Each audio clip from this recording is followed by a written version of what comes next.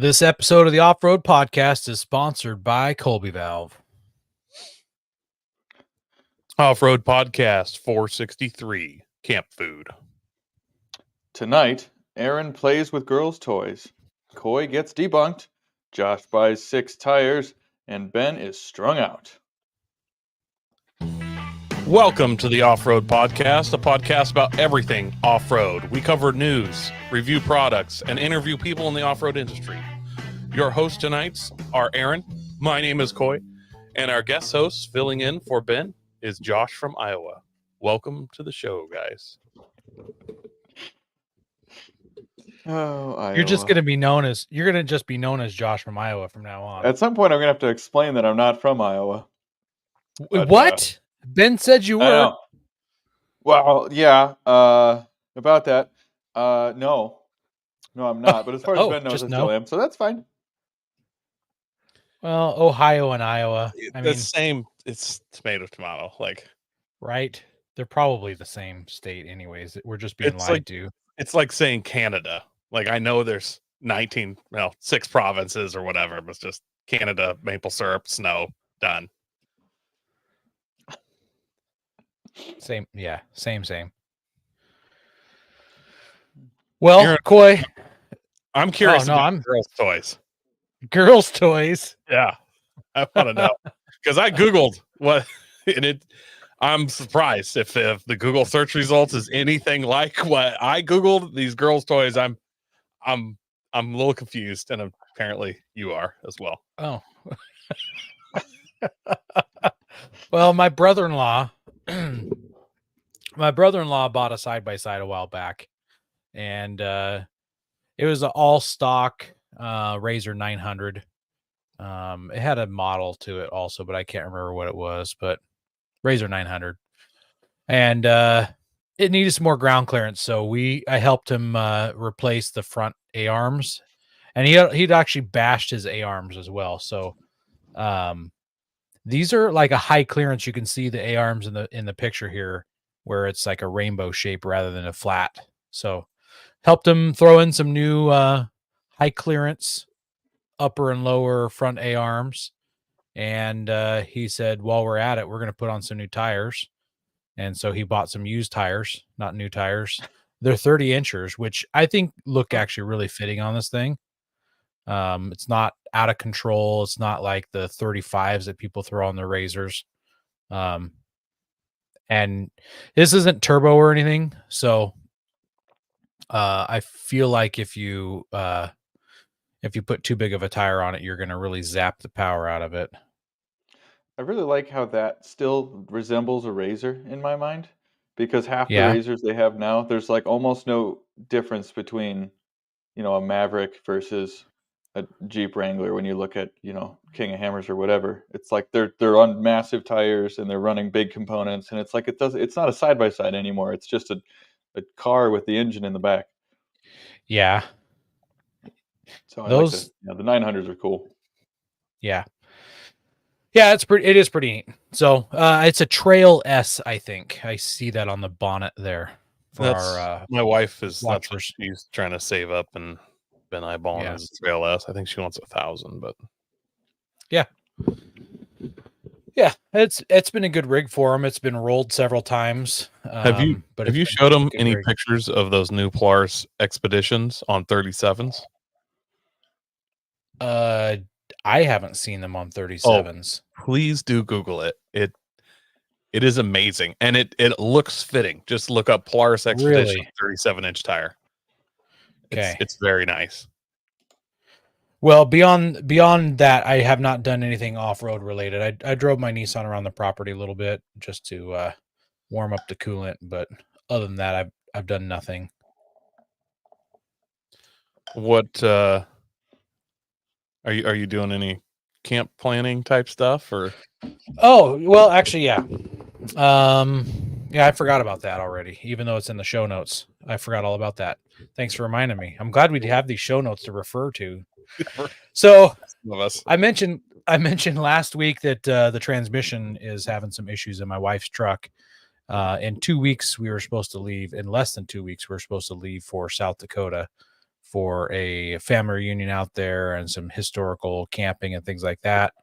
And we canceled that trip. It's just the cost of the transmission is too costly for us to do that. So we're going to do some local camping instead of taking 5 days off of work plus 2 weekends. So 9 days of on the road and camping. We're just going to do probably a 4-day, 3-night trip. And my wife said, no, let's do something historical. And I suggested Eric's in the comments. He says, when asked to Fast Five, Ben responds, rocks, sands, or snow with stones. So I guess we should have explained that. Ben's out tonight. He's got kidney stones. So, and he's on 3 different medications. So, yeah, Ben basically, I think Ben's doctor just went down to one of those open air drug markets that we have in Oregon here and just got him a good old cocktail of all the stuff that killed Michael Jackson and just from what he's texting us, he's on some good stuff. What's wild is his spelling is even better now than it normally is. So well, I'm assuming good stuff. Levels out the ADD and whatever. Helping him focus. The other mental illness that's plaguing him, and just brings him down to a nice, even, calm. Yeah. He's like a monk at this point. Yeah. Well, I suggested to my wife that we go, we could do some mining things in ghost towns. And she's like, I don't want to go to Nevada. That was her first thing. And I'm like, actually, I've got a place in mind. It's called Sumter. And she's like, tell me more about this. And I told her a little bit about the area, and there's some mines, and then there's the gold dredge up there. She wasn't too convinced and said, well, there's another one, the Bohemian mines. It's a lot closer. It's south of us. And then a couple hours later, she's like, I did some research and there's some Oregon Trail stuff that we could check out. And it's in a town called Baker City. Where's Baker City at? I said, it's right next to Sumter. And she said, okay, it sounds like that's where we're going. So we haven't figured out a place to camp there yet, but that's probably what we'll be doing. I've heard that there is a burger place in Baker City that serves exotic burger. You can get gator and stuff. It's on one of Oregon's top 10 burger places to visit. So is it good though? Every time I've had the exotic meat, it's in the top 10. It has to be good and kind of not. I'm assuming that the regular burgers are also delicious, but they have kind of some novelty stuff as well. So, for me, Aaron, I need you to scout it out. Kind of give me an idea for when I do eventually make it. Okay. Or when we do our Best in the West burger overland trip together. Man. Oh, yes. Josh, you're going to have to fly out for that too. I feel like that could be a Netflix show, just Best of the West. We're off-roading and just finding burger joints and just be like, wow, pretty sure that there's salmonella in this burger, but it's delicious. Yeah, I could picture a whole rating system, and then you could have brackets, and then you could determine the overall winner, and then you might have to return some of these places again to determine their consistency. This could be a whole series. See, I think that you have to stay there for 24 hours, camp nearby, so that you can get at least one burger, and then also find out what it does to your gut biome. That's part of the rating. If at 3:00 in the morning, I'm running in my boxers with a shovel, screaming, "Help me, please!" You guys, we got to factor that in. So, would we rate their bathrooms as well? Well, I don't. It's not. If it affects me to the point where I need to use their bathroom, that's a serious negative star on the rating. So I don't even think. Sure. It's really the distance I make it from when I leave, from when the burger enters my mouth to where it exits the other end of my body. That's kind of where we're looking at, that timing and the level of pain. And, maybe we measure how many Tums I have to eat in the, 24 hours afterwards, something like that. To fix this problem. Well, no, the Tums actually is a plus, because if you have to eat Tums after, it was delicious, it's better. I see. I eat a burger and it doesn't give me heartburn. It's got too many veggies and stuff. It's not that good. There's not enough grease. Gotcha. Yeah. I guess I got one more thing. Last week I had to go to the sheriff's office to get my photo taken. I can't tell you guys why. Oh, But dear. while I was there, I found this pamphlet. I don't know if it's a pamphlet, but it's pretty thick, and it says Oregon ATV Oregon's Off-Road Resource 2024 guide, and it's for the class 1, 2, and 3 and 4. And it's cool. It's got a map of the whole state and all the OHV parks and locations. And then when you turn to a page that talks about one, Santiam Pass Motorized Recreational Area, it says where it's at, the site description, what class of vehicles can be on it, the season that it's available for. It's pretty cool. And in the front, it talks about gear that you should wear, about permits, and the do's and don'ts. So I didn't know this was available. I had no idea that this was something in our state. I don't know if it's available in other places besides the sheriff's office, but definitely a handy guide. How about you, Coy? What have you been up to? I pulled the trigger on something, little thing I've been looking at.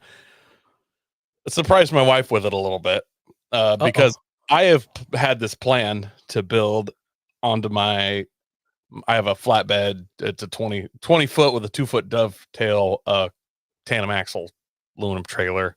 And I've wanted to put a sleeper cab on the front of it off of a semi. Obviously, I don't tell my wife that I've been looking at sleeper cabs for the last 18 months because we don't care about my hopes and dreams, aspirations. No. And the one popped up that I needed, and I'm like, hey, I need some money. I'm going to go buy this. She's like, what are you talking about? I'm like, don't worry. I've been working on this. Good deal. I've got it all planned out. So I show up, one of the old mill barons up the canyon from me, has like this old warehouse that he's, getting old and dying and going to clean out. And they had this for sale. It's been sitting in this warehouse, and it is a 63-inch Peterbilt, sleeper cab. It's got a nice bunk in there. I'm going to add a second bunk for another person above me. And yeah, I'm going to put this on the front of my car trailer, and I'll have a little dry spot to sleep in wherever I go. I don't have to worry about setting anything up. I can pull over on the side of the road if I have to. Should be lockable. I can have kind of a dry storage space. So I have lots of hopes and aspirations with it. So have you rotated it sideways? Does it fit across the width of your trailer? It's wider than it'll be even with my fenders.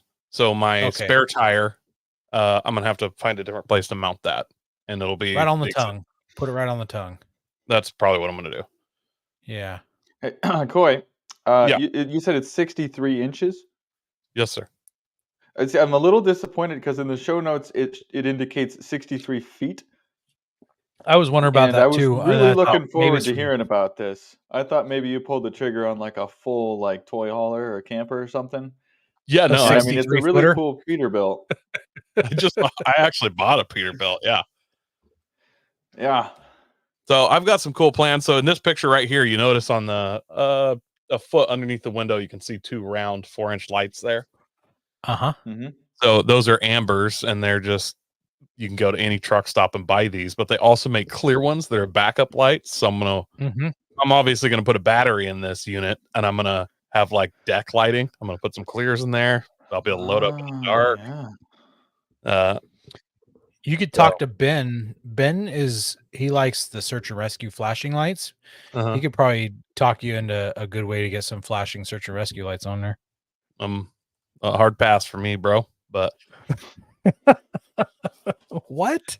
I was thinking I'd get some pink KCs and throw up there. Yeah. Pinks. Yes. Well, it looks good. I'm excited. I really am.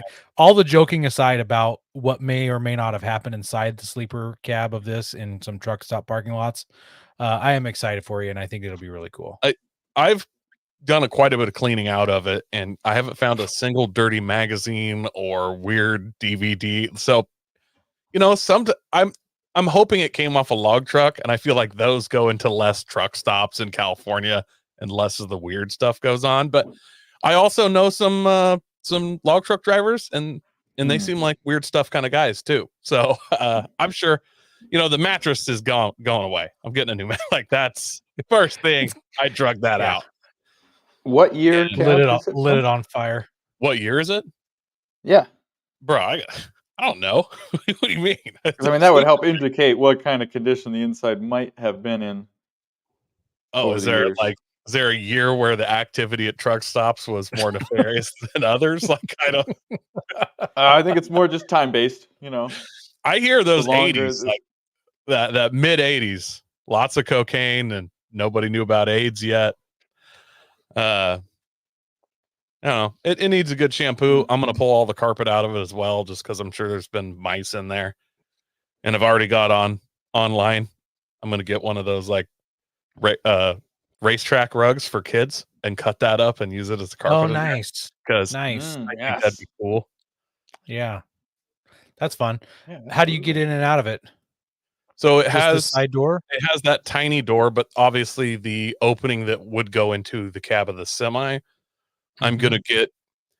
My plan is to get a door for like a teardrop trailer and frame it in there as well, because Gotcha. at first I was just going to completely block that and then maybe get like a baggage door off of, like the bottom end of a RV, just so I could put stuff through there that was bigger, and not have to go across the bed. But I was thinking, like, if I got to crawl in there with shoes on to get something, like, I'm just going to destroy my bed crawling across it every time. So I'm going to try and do a bigger door up front. It won't be that much bigger of a door, but it won't be going across the bed. Yeah. I For the assume you can radio stand up in listeners.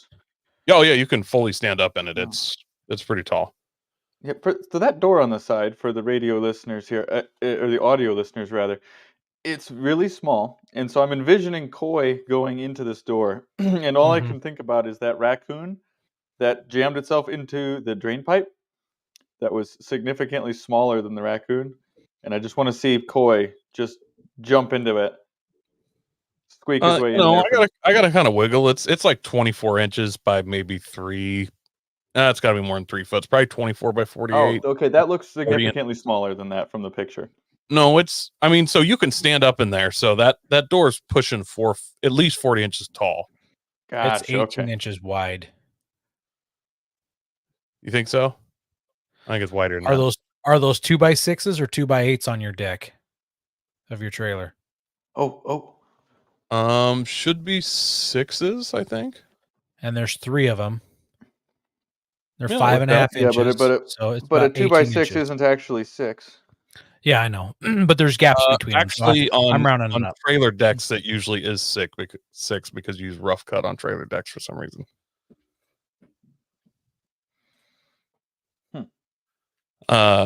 Last question about your trailer. If you have this all the way mounted up there, is that going to push? Let's say you throw your FJ on there, you're hauling it down to Moab. We're talking about weight? Tail heavy. So that's some testing. I may have to cut. So on my trailer, you can see there's like the aluminum bumps to curb up the front. It's possible that I cut that off and shove the whole thing forward 1 foot. But when I hauled on it normally, I loaded the FJ I was about 4 feet from the front of the trailer. And that was kind of my sweet spot. So I'm going to have to be a foot and I'm going to have to be 15 inches farther back from that. So I'm not 100% sure exactly. I'm going to load the FJ up, do a little test. Probably. Well, I'll actually probably just bolt the sleeper up right there, but not like do a super good bolt down and everything and do a little test, because the weight of the sleeper obviously is going to offset a decent amount of how far back I am. But I did. How heavy, do you know how heavy it is? I'm going to say 600 pounds. Just make sure the weight of your FJ doesn't sit mostly behind the axle. So the front tire of the FJ will still be completely in front of the rear axle or the trailer axle. So the FJ will be pretty centered over the axles, but I usually run it farther forward just because I feel like it tows a little bit better. Yeah. So there'll be some testing, like this, a work in progress. And if I have to move it forward a foot, if I know for a fact, if I have it moved forward 1 foot, it'll for sure ride right. I did haul my car over to Sisters though. And so when I loaded it on there, I loaded it at the 5, as if the sleeper was there, even though it wasn't. And it towed just fine, which that's a really light car, but it has more of a rear weight bias than the FJ does. So that for the car, I know I'm fine. The FJ will be another whole nother test. And then you guys hear about the deal that happened in Sisters, the rodeo? I did. A coworker showed that to me this morning, and it turned out one of my other coworkers was at that rodeo. Oh, so I was driving to a friend's house in La Pine, and so the old live phone didn't warn me about the traffic for the Sisters rodeo, which don't worry, they have multiple entrances and flaggers royally ruining traffic at each one, and I had to go past all of them. So it just threw like an extra hour onto me to get an extra this mile area. And then on my way back, I heard about the bull, and I was so excited. Like, I was like, did it happen right when I was there? It like multiple people sent me the video, and I literally just said, good, I'm glad. Like, I'm be totally honest. I don't know if nobody knows what you're talking about. Nobody knows what you're talking about. You better explain it. Yeah, so I'm probably a lot of people have seen this video already, but just didn't know where a bull jumped into the crowd, like gracefully eased right into the stands and just started making hay.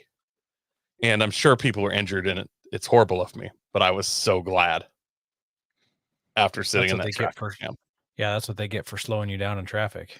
It just, you manifested that.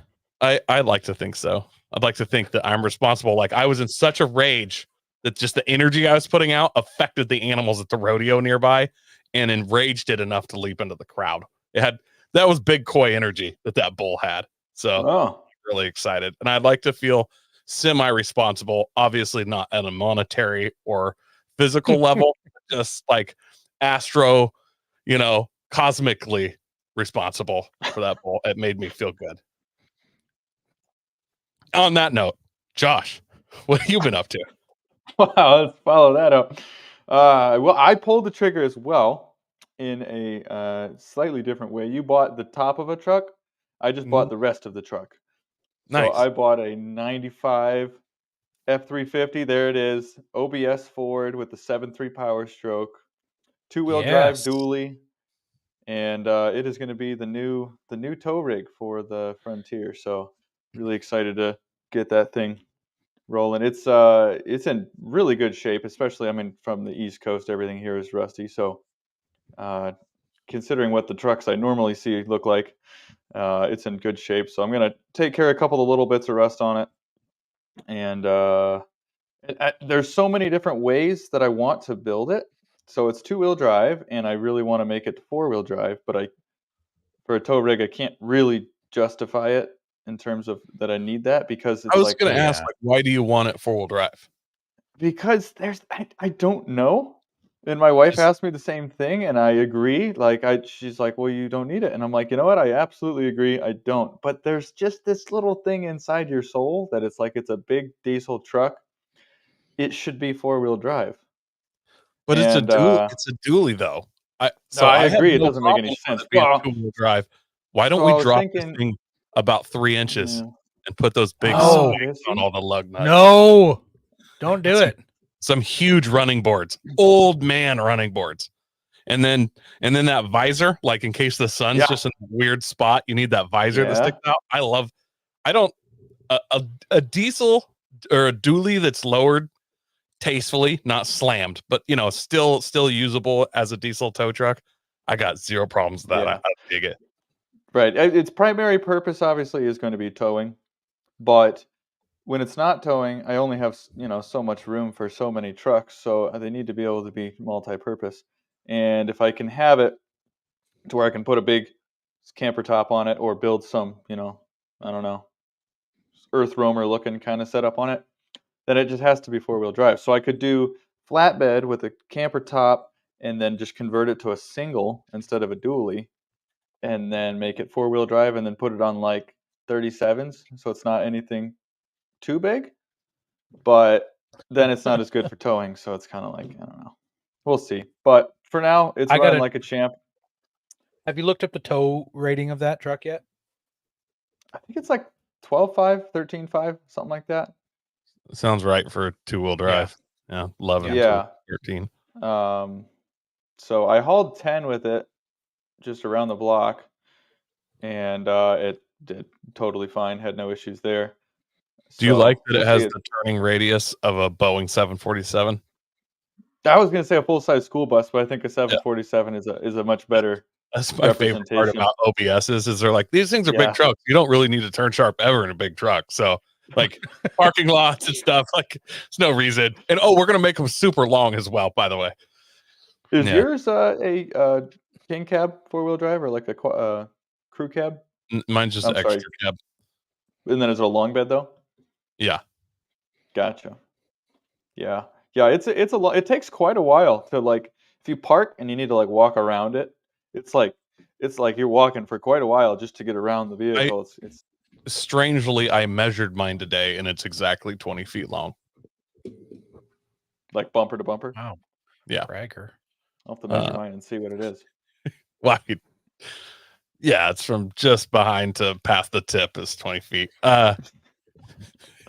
Anyway, I gotta ask you this because as a youth and all of my 20s, I absolutely hated dually trucks just visually. The older I get, Really? the more I like the way a dually looks. What made you hate them? I've never heard anyone say that. I just thought Especially they a looked cargo. awkward. They do always look just awkward, sure. awkward to me, but all of a sudden now, like as I'm approaching 40, I see a dually go by. I'm like, that's a pretty sharp looking truck, and I'm like, why? Like what? Like it's one of those weird things. I think they look good when they're pulling something or when they're being used, but there's so many people just dailying them, just burning up 6 tires for no reason. It's like you don't need that, But I don't know. It kind of has it's a classic look at this point, at least for the OBS, not newer ones. But Eric says that his wife says they look like a wide hip woman.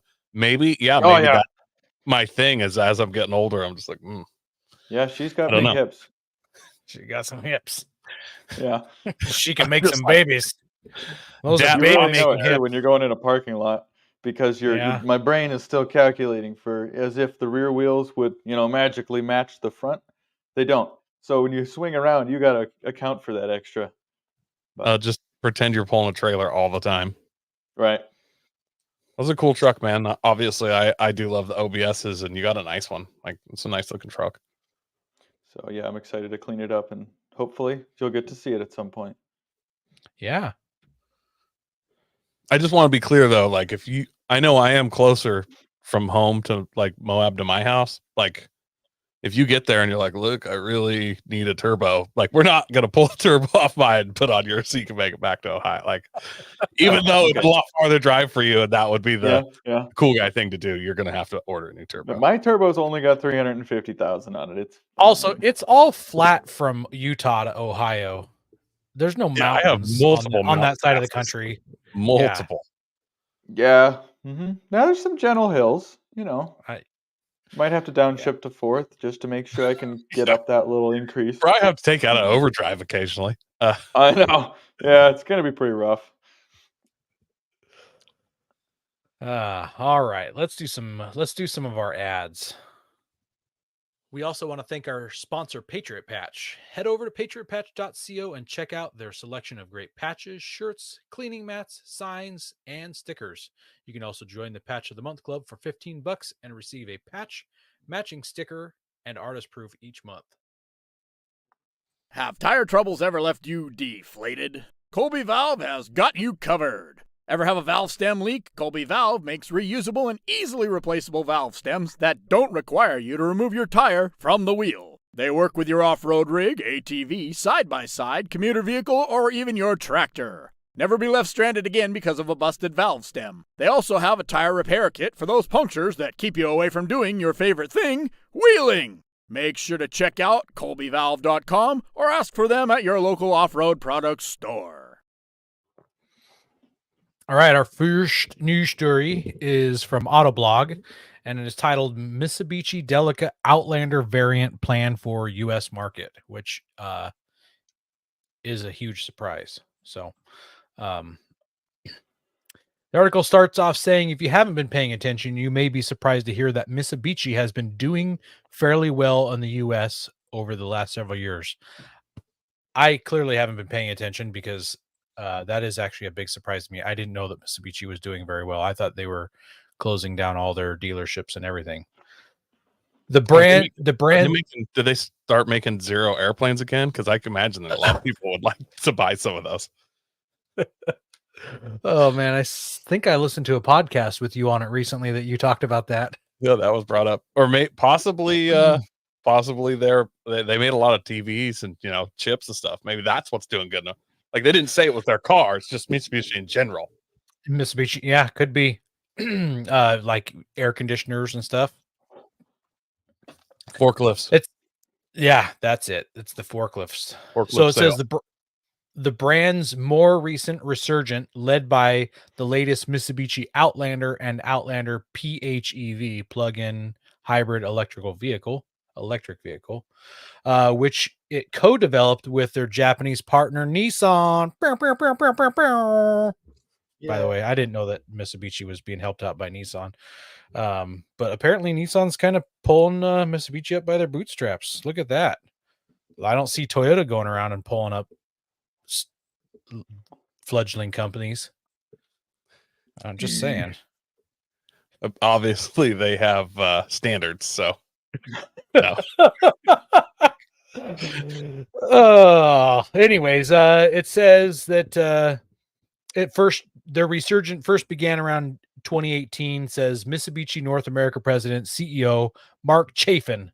Momentum 2030 will build on that, setting the stage for new powertrains and vehicles being introduced, new dealerships being opened, new technologies being developed to make the shopping and ownership experience faster, easier, and more enjoyable. That is like something that they had some ad man write for them. I don't know if that would ever actually come out of somebody's mouth.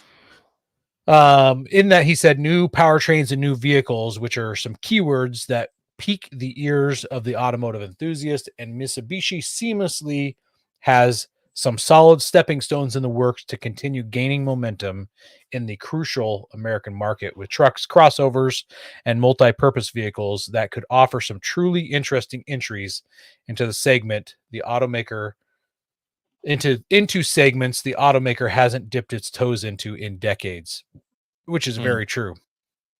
So that means no new Evos since they just did that, not less than a decade ago. Yeah. That's disappointing. Well, I mean, you may get a new Eclipse. Oh, wait, no, they already made a new Eclipse. You know about that, Coy? No, I'm aware. Yeah. The SUV Eclipse? Yeah. Blob? Yeah.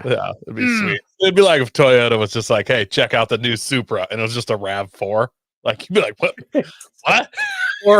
Or if Mustang did, check out the new Mustang Mach-E, and it was an electric SUV. If Nissan was like, check out the Skyline GTR, and it was a Pathfinder, not the good one. Yeah. One particular potential vehicle of interest is, oddly enough, a passenger van, and you can see it here in the middle of the screen. It's not a run-of-the-mill minivan. According to dealership employees present at Mitsubishi's Momentum 2030 program, the van will take inspiration from the DX concept introduced in Tokyo last year. So here's pictures of that concept van. Okay, hang on. Oh my! I do not hate that. No, it's fun. It's got Cybertruck vibes. Bro, have you seen a Cybertruck in person yet? Yeah. They're like exploding out here. Well, it does in the sense that it doesn't resemble a vehicle. Oh. It's like a modern. It's like a modern mystery machine. I love it. Mm-hmm. What I think it's from Total Recall or something. Yeah. There was another electric vehicle company that made a van similar, or was supposed to make a van similar to this. The name escapes me at the moment. Volkswagen? No. It was a new electric vehicle company. Why does it have dentist chairs? Oh, yeah. Bro, dentist chairs are crazy comfy. Yeah, it's just the dentists themselves that makes it uncomfortable. Yeah, that's where they drill in my face. That's true. So the van would reportedly maintain its rugged credentials, perfect for the growing number of Americans who embrace off-road lifestyles like camping and overlanding, and will feature a plug-in hybrid powertrain. We can't imagine some of the concept's far-out features like a front glass panel to see the ground ahead of the dashboard and steering wheel setup that moves with the driver door, making it into production. The 3-row 6-passenger seating arrangement and true off-road tuning, on the other hand, are likely items for the final product. This last sentence is kind of important too.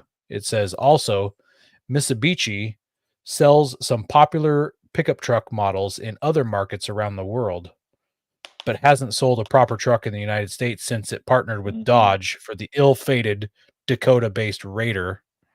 Yeah, that was ill-fated. They sure picked the wrong company. They should have picked Nissan way back then. We could have had a Mitsubishi Xterra. I don't know. Yeah. Yeah, but then you couldn't have had the ever popular Dodge Stealth. That's true. That's true. I mean, I think about next to one of those. About those almost every day. I see them all the time. Eric says if it comes with nitrous oxide to suck on, I'm in. Referring to the dentist chairs. But according to reports from Automotive News, Mitsubishi may instead be looking into the future at electrified pickup trucks. We'll just have to wait and see what comes, but we suspect any electric trucks from Mitsubishi that do make it into production. We'd suspect if any electric trucks from Mitsubishi do make it into production, it won't be anytime soon. I'm surprised that Mitsubishi isn't more into electric because they have a long and storied history of blowing up fuel depots.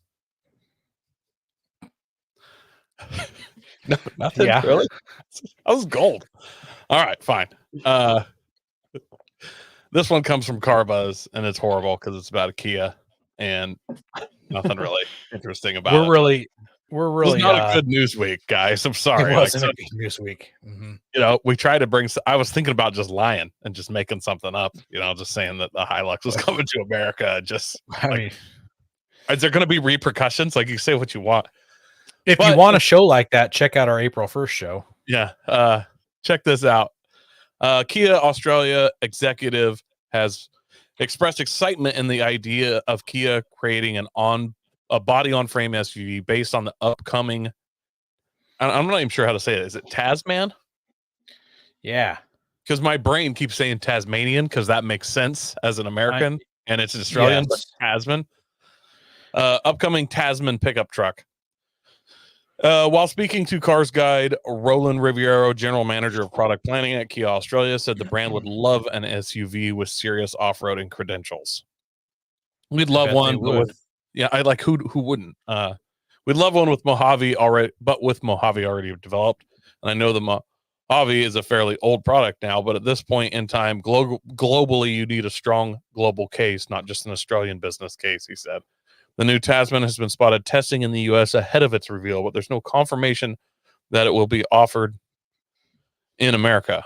But what about an SUV? So we'd love to spawn. Go ahead. Which just says that he expressed excitement in the idea of creating a body-on-frame SUV. They had that already. Not good news. It's not good news. I owned it.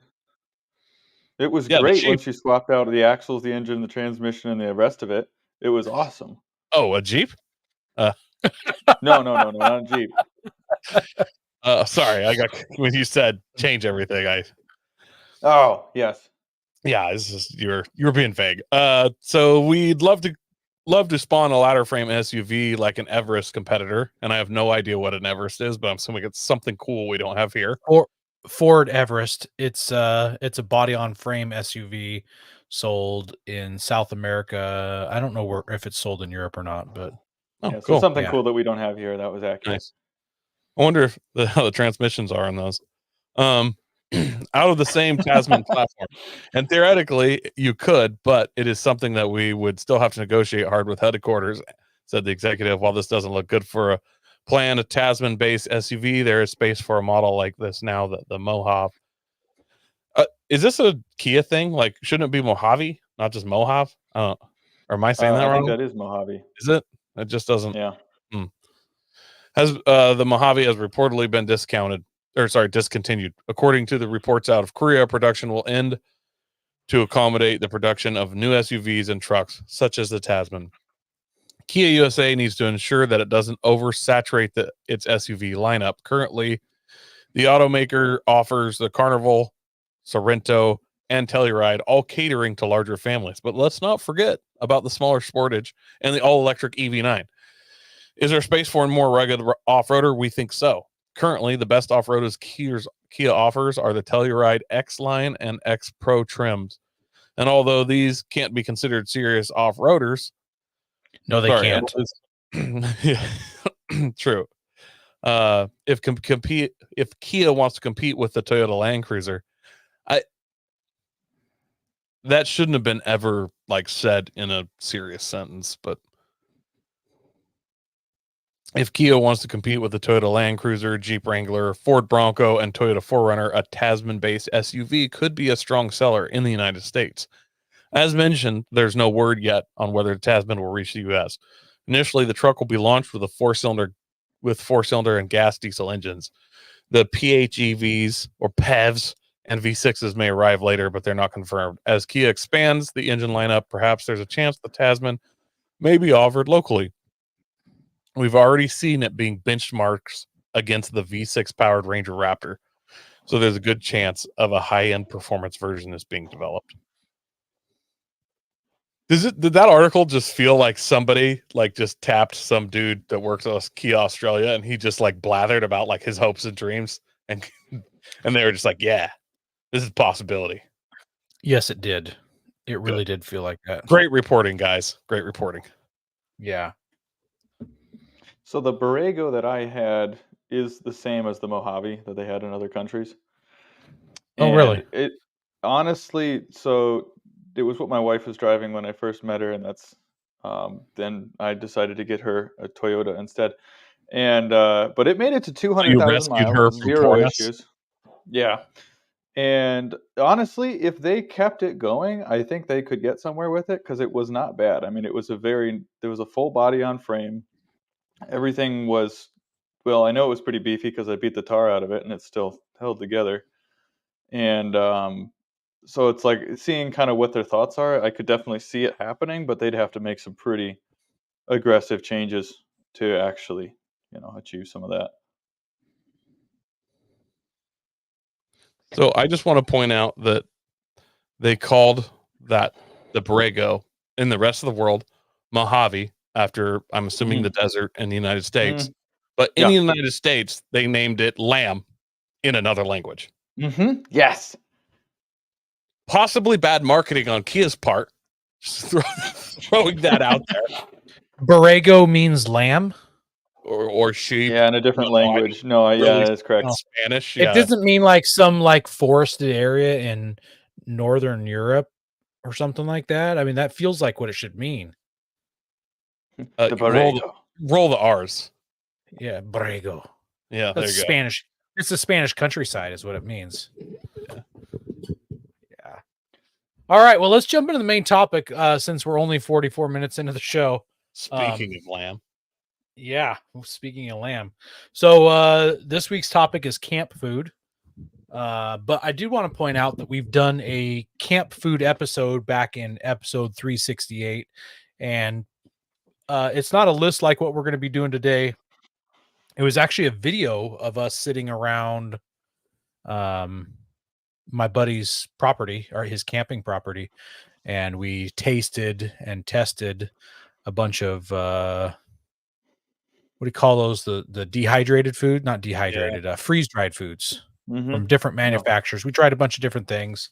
We did a breakfast and a dinner and some dessert. So it's kind of fun. Taste testing live. We gave our opinions on it. So that was episode 368. If you want to check that out. And in the show notes, we've got a YouTube video link. And then even farther back, episode 297, we did a show where we talked about ways to cook while you're off-road. So we'll touch a little bit on that later on in the main topic. But first, we're going to go through like some common things that we all in the show tonight do while we're camping or just off-roading and traveling for food. So I'll kick it off with breakfast. So you guys might not even know this about me, but I am big on breakfast cereal. If you ever come to my house and open multiple cupboards or go downstairs into my pantry and counted the amount of boxes that I have, it always hovers around 30 boxes of cereal. You serious? So this is a Fuck make it yeah. or break it thing. Make it or break it here. What kinds of cereals though are you? I mean, are you like a healthy kind of cereal guy, or are we like totally into the Fruit Loops and Frosted Flakes? Yeah. Well, Needs to be asked. in the past, They all have your daily dose of fiber, which makes all of them healthy. Okay, that's correct. although More Rice said. No further Krispies has questions. 0 fiber. Right, Rice Krispies has 0 fiber. I just looked this weekend. You put by the milk way. in it. That's calcium. Calcium. And yeah. then you cover it in sugar. Yeah. No, I start my morning off with a bowl of a sugar type cereal. I try to keep it to Okay. 12 grams of sugar or less. And then my follow-up bowl, because there's still milk in the bowl, you have to use that milk up. My second bowl of cereal is a non-sugar cereal, like a Cheerios or not Frosted Flakes, Corn Flakes or Rice Krispies, something that You yeah. use the first cocoa pebbles or whatever as a syrup for the pancake that you're 100%. 100%. Yeah. That's big. You brain. never eat the Cheerios. You never eat the Cheerios first and then move to Frosted Flakes. That's backwards. So anyways, back on topic. So cereal, oatmeal, breakfast burritos. Someone put in here breakfast Doritos. I haven't seen those before, but that sounds They're just tasty. normal Doritos. You just eat them for breakfast. Okay, all right. Kind of like Burritos corn made flakes, with it's like corn chips. corn chips, yeah. It's just one or two ingredients separated, actually. It's like really, we put nacho cheese here on one and powdered sugar on the other. It's the same. Yeah, it's done. So they work.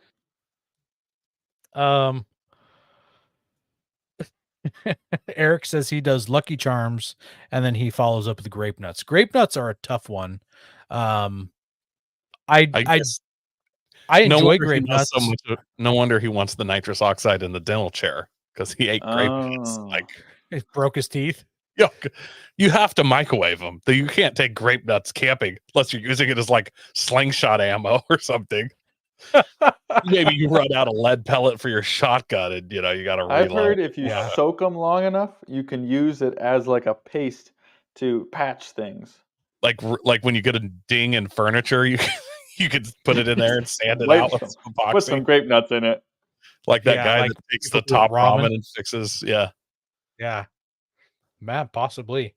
Burritos made from the previous night's food. So like if you had a really good dinner the night before, you can make some burritos out of it. Breakfast burritos, add it to your egg, scramble it in there like an omelet. I'm a big fan of that, but if it was truly a really good dinner, do you have leftovers? So sometimes you cook way too much. And in that he means you cook just the right amount. It's possible. I mean, Coy did finish his entire steak when we were camping, and no one else did. It wasn't easy. I know it wasn't. If I hadn't been riding with you, I had to drive. I don't think I would have. But knowing I could lay there and hibernate on the way back to camp for an hour 45, I pushed myself to that high level of performance. I was able. How big of a steak was it? 32 ounces. 36. They say 32 to 38 ounces is how big the steaks are. Yeah. Oh my goodness. There was more than the steak as well. Yeah, and then it comes with all the fixings. So when you come over the 4th of July, we'll go there for dinner. It's just a quick 5-hour trip. 7 hours actually. Sounds good. It's worth it. Yeah. Scrambled eggs are always an easy thing to do. Scramble them, maybe throw some cheese in with a scramble or cut up pieces of bacon or sausage. Pop-Tarts are a big favorite for some people. I put that one in for Ben. breakfast sandwiches. My wife loves to make breakfast sandwiches for us, like English muffins, and you fry an egg or you scramble the egg and make egg squares and add some cheese and bacon or sausage. You make your own breakfast sandwiches. Poached eggs. I don't know who put that in there. I'm not sure how you're poaching an egg while you're camping, but whatever. You do you. You boil water. What do you like? That's all you need. Well, you got to shoot it out of season first. Yes. And the last one always says, like I got I boiled a deer the other day, and you're boiled a deer. Yes. And I was like, what? That's disgusting. He's like, I poached it. I was like, yeah. And then the last thing would be chips with some nacho cheese dip. So that's clearly a breakfast item. So, Coy, why don't you do lunch? So once again, sandwiches, man. My favorite thing to do with camp sandwiches is I go to Costco and I get that square chub pack of their croissant. You ever had the Costco croissants?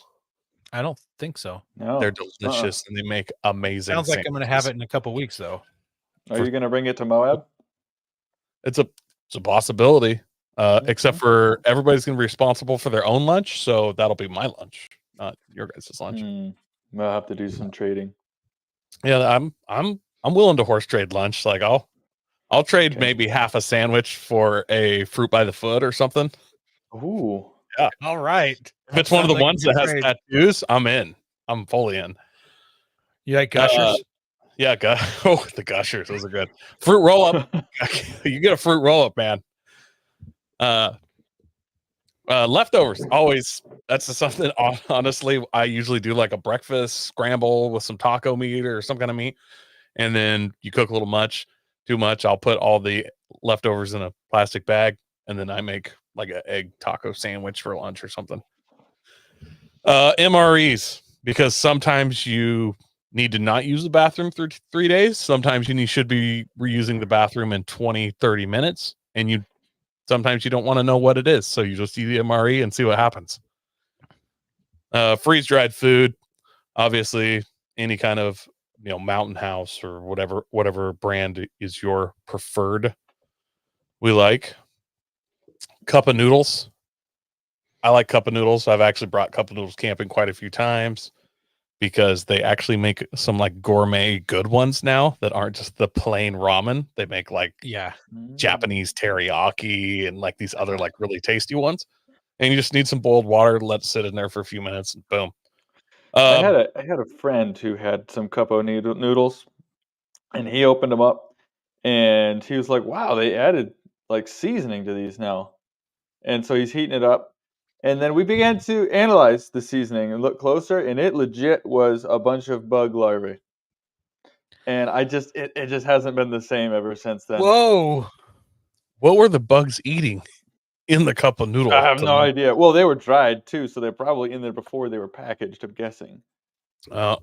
Is it possible that is the seasoning? Like these things are from another country and they're just like, hey, bug seasoning. Yeah, it's just like what flavor was it? A little cream of botfly and done. They just didn't get ground up into the powder yet. They just accidentally passed the blender. Yeah. Stuck them in their hole. That's disgusting, Josh. Yeah, I haven't been able to eat those since then. It's just too much. Yeah. I think you should man up because what's a bug? Like they say you eat like 4 spiders a year in your sleep. Are you going to stop sleeping? They do. I've always wondered, how the heck do they know that? I always wonder that. Staring at for a year. They're like, I always wondered that too. Gonna eat? Because like, first of all, what's a spider doing crawling in my mouth? Like that seems like it's wet. Like really I'm snoring. Spider. Seems like, or maybe that's like a spider suicide where they're just like, I'm done, Ted. I just like, there's no flies here. Out.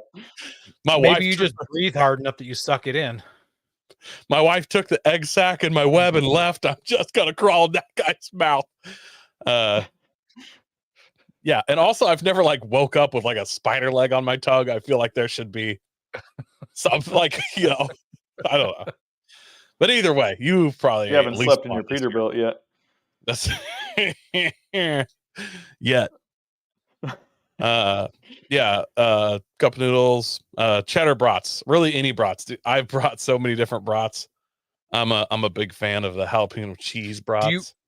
Do you like to bring the pre-cooked like Johnsonville brats, or are you like those uncooked guys that you have to make sure you get up to temperature? Oh, I can't remember the brand. Is it like a Dell's or something? They're like a chicken. They make like a chicken and an apple. They make some really good ones. They're And disgusting. since it's chicken, I'm like, oh, it's healthy, so I can eat 4 or 5 of these. Yeah. And then obviously an entire family-sized bag of Doritos. Like, I ate a bag of Doritos for lunch today. Like, I was just at work. I'm like, oh, Doritos. So I went to Safeway. Yeah, I went to Safeway to snag like something for breakfast and lunch. I thought like I'm gonna be healthy, instead of going to gas station, I'm gonna get like a sandwich. I just grabbed like a nice like turkey on wheat sub and then just a party sized bag of Doritos. Party size. What flavor? Man. Nacho cheese. Obviously, nacho nacho cheese. cheese-ier. I've like it's not nacho cheese anymore. It's nacho cheesier. Oh, really? Yeah, it's stronger now. And my personal favorite, chips and nacho cheese dip. Which, if you ever go camping with me, I could eat it at any meal or at every meal. You never know. Mm-hmm. Yeah, I'm personally very excited to see this. I haven't ever seen this in person, and so this Moab trip is really. I don't want to blow it out of proportion too much because it's not super exciting, but I promise it will happen often. Yeah, like daily. All right. Yeah. Okay. All right. So if we move on to the dinner meals, now the first one here is frozen pizza. Now I didn't put this one on here, so I have to ask, what is your method for preparing the frozen pizza? Because that could be, a little difficult. I see myself with a really burnt half of one pizza and then a really frozen half of the other half of that pizza. So my wife and I did this when we were at Northwest Overland Rally. We had our Coleman stove, and then we had that collapsible Coleman oven, and it fits on top of your Coleman stove. A DiGiorno pizza, you have to cut it into thirds, but you cut it into thirds, put it on a little tray, and you heat up a third of a pizza at a time. My wife said it was the best frozen pizza she'd ever had in her life, and it was really, really good. And it doesn't have to be frozen. You get a Pillsbury Doughboy ready to go pizza dough and just roll that, do the exact same thing, add your own ingredients. Yeah. Yeah. Then, so there you go. Pizza. Yeah, that works. So next we have the classic meat, potato, and veggie tinfoil wraps in the coals of the fires. This is a nice way to do it, especially when you don't want to have a bunch of dishes. Just kind of cut some stuff up, put it in the tinfoil, throw it in the coals, and let it do its thing, and then pull it out once they're all nice and charred black, and eat them. And we do this thing. It's called cheeseburger soup, and of course I don't make it. My wife does because she's amazing, and but she preps it, bring it out. It is the best dinner to have when you're, especially for wintertime camping. It's like eating a cheeseburger, but it's in a warm soup, and it is phenomenal. Sounds awesome. It takes out the gross part of having to chew it with your mouth. I can just get straight to the part I like of swallowing the cheeseburger. Just like, straight to business. That's right. Yeah, you get rid of the bread and that part that's just like a lot of work. Yeah, I bet there's no lettuce on it either. None of that. No, there is not. Yeah. Now we're talking. Is this a spelling error, Coy? Yeah, it is. It should be choice. Oh, okay. All right. It is the voice of meat with pasta. Yeah, the choice of meat with pasta. Pasta is always a great thing to have. It's super easy. It's like a nice one-pot wonder. Throw that all in there. And you can feed a lot of people, too, if you have a big group with you.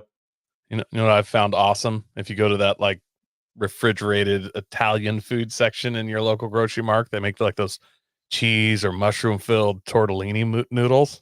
Love the tortellini. I love the tortellinis. You boil them for literally like 3 minutes, and it's just like wham, they're done. Put whatever sauce you like. I'd love those. Super easy. Nice. I didn't hear that whole thing because I was typing something out. Did you say in the bulk food section or in the freezer section? It's in like there's like always like the refrigerated, it's kind of like Italian food section. The local Winco has them in the bulk food section, so they're dry, they're shelf stable. They take a little bit longer to boil, but you don't have to keep them refrigerated. I tried those the other day. They were good. Well, they weren't quite there, but for camping, you'd be fine. Yeah. Yes, yeah, they'd be good for camping. Mm-hmm. I'm just looking up our list real quick here. I realized in the breakfast section, we didn't have one whole column just for bacon. And so I'd like to add that into the breakfast and then also add that into the dinner because you can put bacon wherever you want that. That's just whenever you don't have it, just add bacon. Of meat. It says choice of meat. And it's pretty good. A really wise man once told me, and I honestly, every time I think about cooking bacon, this pops in my head. Bacon is to food what like performance enhancing and drugs is to sports athletes. Like it's the doping of cooking. Like there's no food where you're like, it was worse with the bacon. Like it always is a little better. So it's steroids for food. For food. Yeah. But bacon bits are not bacon, and they aren't. No, they aren't absolutely not. They are not, and they're not even a bacon substitute. So, no. We didn't get a chance to talk about it, but when Coy and I were camping over Memorial Day, I made a cheese dip. My first mistake was I bought the cheapest cheese dip I could get, the nacho cheese. It came in a tin can rather than a glass jar. It was Pace cheese dip. I'm not afraid to say their name. Pace has the worst cheese dip. Great salsa, trash cheese dip, and they need to step their game up. So I poured that into a paper bowl, and then I dumped bacon bits all over it. Bacon, BAC''N. It's not. They can't even spell bacon because it's not actually bacon. Like they legally can't call it bacon, so they have to fake you out. And it was really awful. Coy and I consumed the whole thing, but it was still. We didn't enjoy it while we were eating it. No, we complained the entire time we devoured. Did. Yes. Like, this is disgusting. I should have one more. God, so gross. It's gross. I'm going to do it different next time, but why do we trick this big? Pace is the worst. We should have been using Nally. Yeah, we just the whole time till it was gone. Yeah. All right, bringing us back here. The next dinner item is tacos or burritos. We kind of touched on burritos earlier, but it's pretty much it really opens up for whatever you have. You can build anything within a taco or burrito platform. Oh, you can. So before we move on, and I'm not derailing here. This is not a derailment, and this may make it to the Moab trip. So the street taco size like burrito, and then there's one size up. It's probably 5.5 inch round. I got it. Burrito flour. So I saw a recipe the other day. You know how when you have like the hard shell, you take a bite, the whole thing cracks, you're losing it. Yeah, we all like the hard shell. It's really just the inconvenience of it. This guy he put nacho cheese on that 6-incher and then wrapped it perfectly on the hard shell and then filled it so it caught everything and it had a layer of cheese. They do that at Taco Bell, Coy. Yeah. Is that the quesarito? Or was that it might be, but whatever the case is, they do a soft taco, nacho cheese sauce, and then the hard taco, then all the stuff inside the hard taco. Mm-hmm. Sometimes it's easier just to take the hard shell taco, get it over with, and just crunch it into a million pieces, and then you just lay that inside of your soft shell taco with all the meat and everything. Then you get that crunch, you could do that flavor. Previously, I would do that. Jab your gums. That's the problem, is it jabs your gums. You can't, when you break it up into those pieces, it jabs your gums.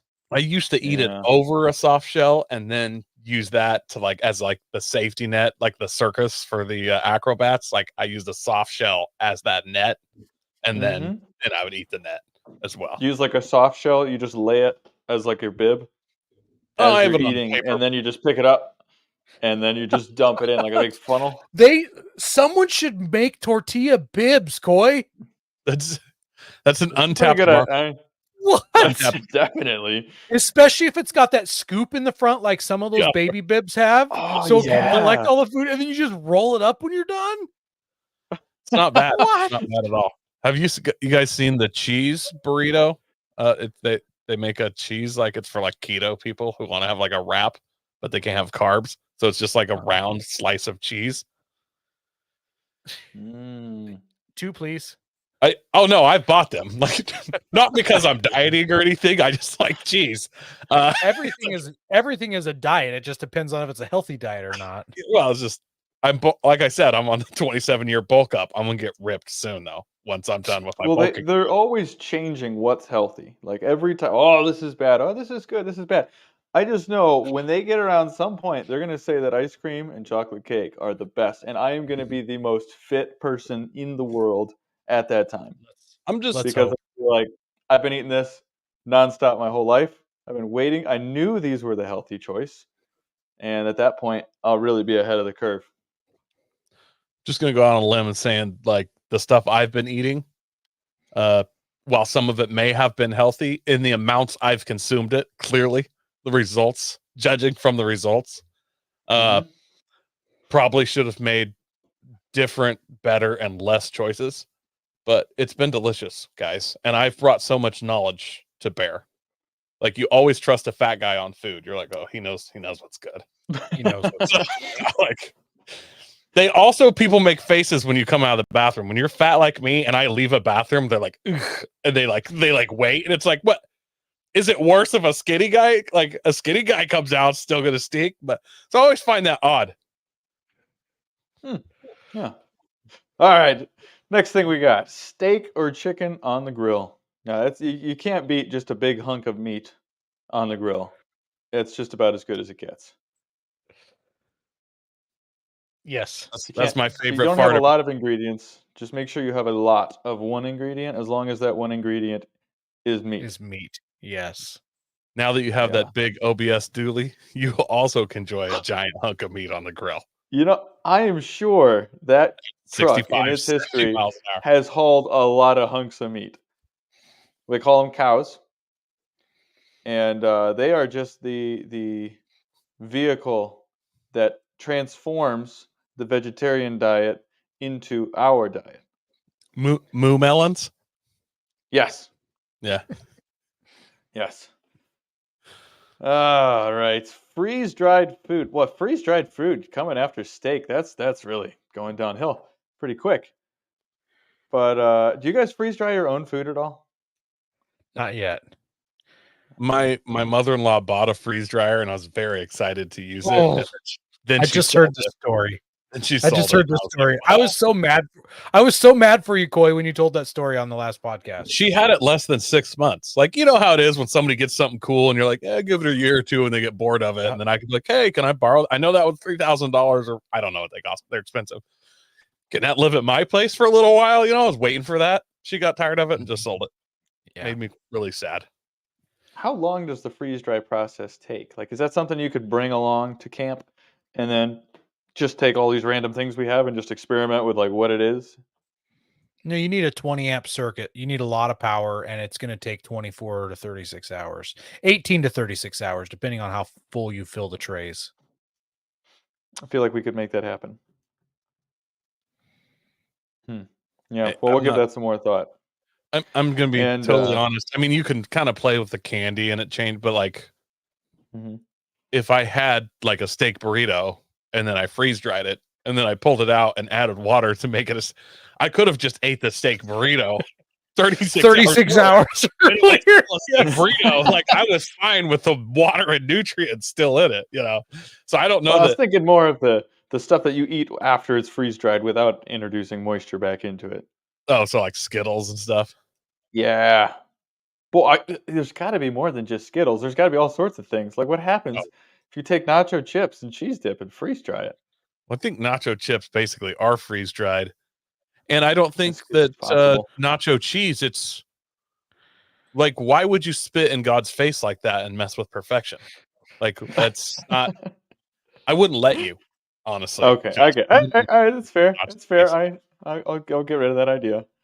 But then, of course, for dinner, without the freeze drying process, nacho cheese and chips. That's just the way to go. Get some cheese dip. We've done it. Works for everything. Yeah, we've done it for dinner before. All right, our next category. We're just sailing through these, you guys, just ripping. The next one is dessert. Obviously one of my favorites. S'mores. It's a classic. We're going to go into some ideas for s'mores later on in the podcast, so stick around for that. Ice cream. If you are pro off-roading overlander legends like Coy and I, you bring the tools necessary to make the ice cream at camp. You don't just bring ice cream in a freezer or run to town real quick and get some ice cream. No, you make handmade hard ice cream that you scoop yourself at camp.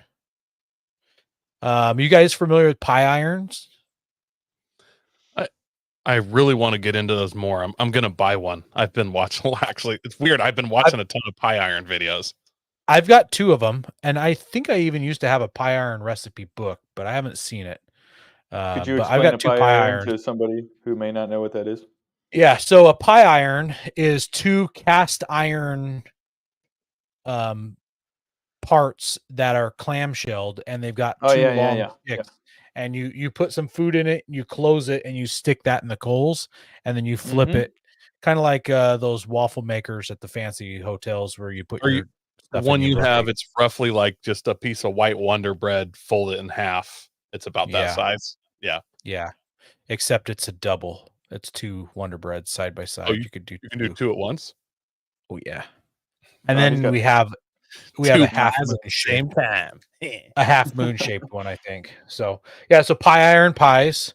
And it can be just as simple as putting you got to spray some non-stick spray in there, put your 2 pieces of Wonder Bread, and then you open up a can of apple pie filling, cherry pie filling, whatever, strawberry jelly, put it in there, Nutella, close it up, stick it in the coals, and it warms the bread.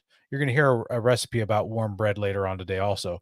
But warms that bread up, gets the pie filling all gooey, and it kind of like seals the edges also. These were cool before those Uncrustables even existed. This would seal the edges. Is it possible, Aaron, that we could like make with nacho cheese and lunch meat a ham and cheese hot pocket while camping? Be still my arteries. Oh my goodness, that sounds amazing. I think if we could do this, we could bring the off-roaders and the like nerd gamers. Like it'd be that Venn diagram where we meet in the middle. Hot pockets. Hot pockets. A case of Code Red Mountain Dew. We're in. Yeah. One of Ben's favorites is the Dutch oven cobbler. And then of course there's the old standby, a whole package of cookies. What's what your kind favorite? of cookies though? What are we going with here? Let's talk. Well, so what's real cheap and easy is those sandwich cookies, where it's their like Oreos. It's an Oreo knockoff, and usually you can get the vanilla ones or the chocolate ones or the mix where it's vanilla and chocolate cookies. But my favorite of those sandwich cookies is the lemon ones. I could destroy a package of lemon sandwich cookies. Someone in the comments says use canned pizza dough in the pie iron. So that's a good idea. Then the nacho cheese and the ham, and then that's how we make the hot pocket. Is that what that is too?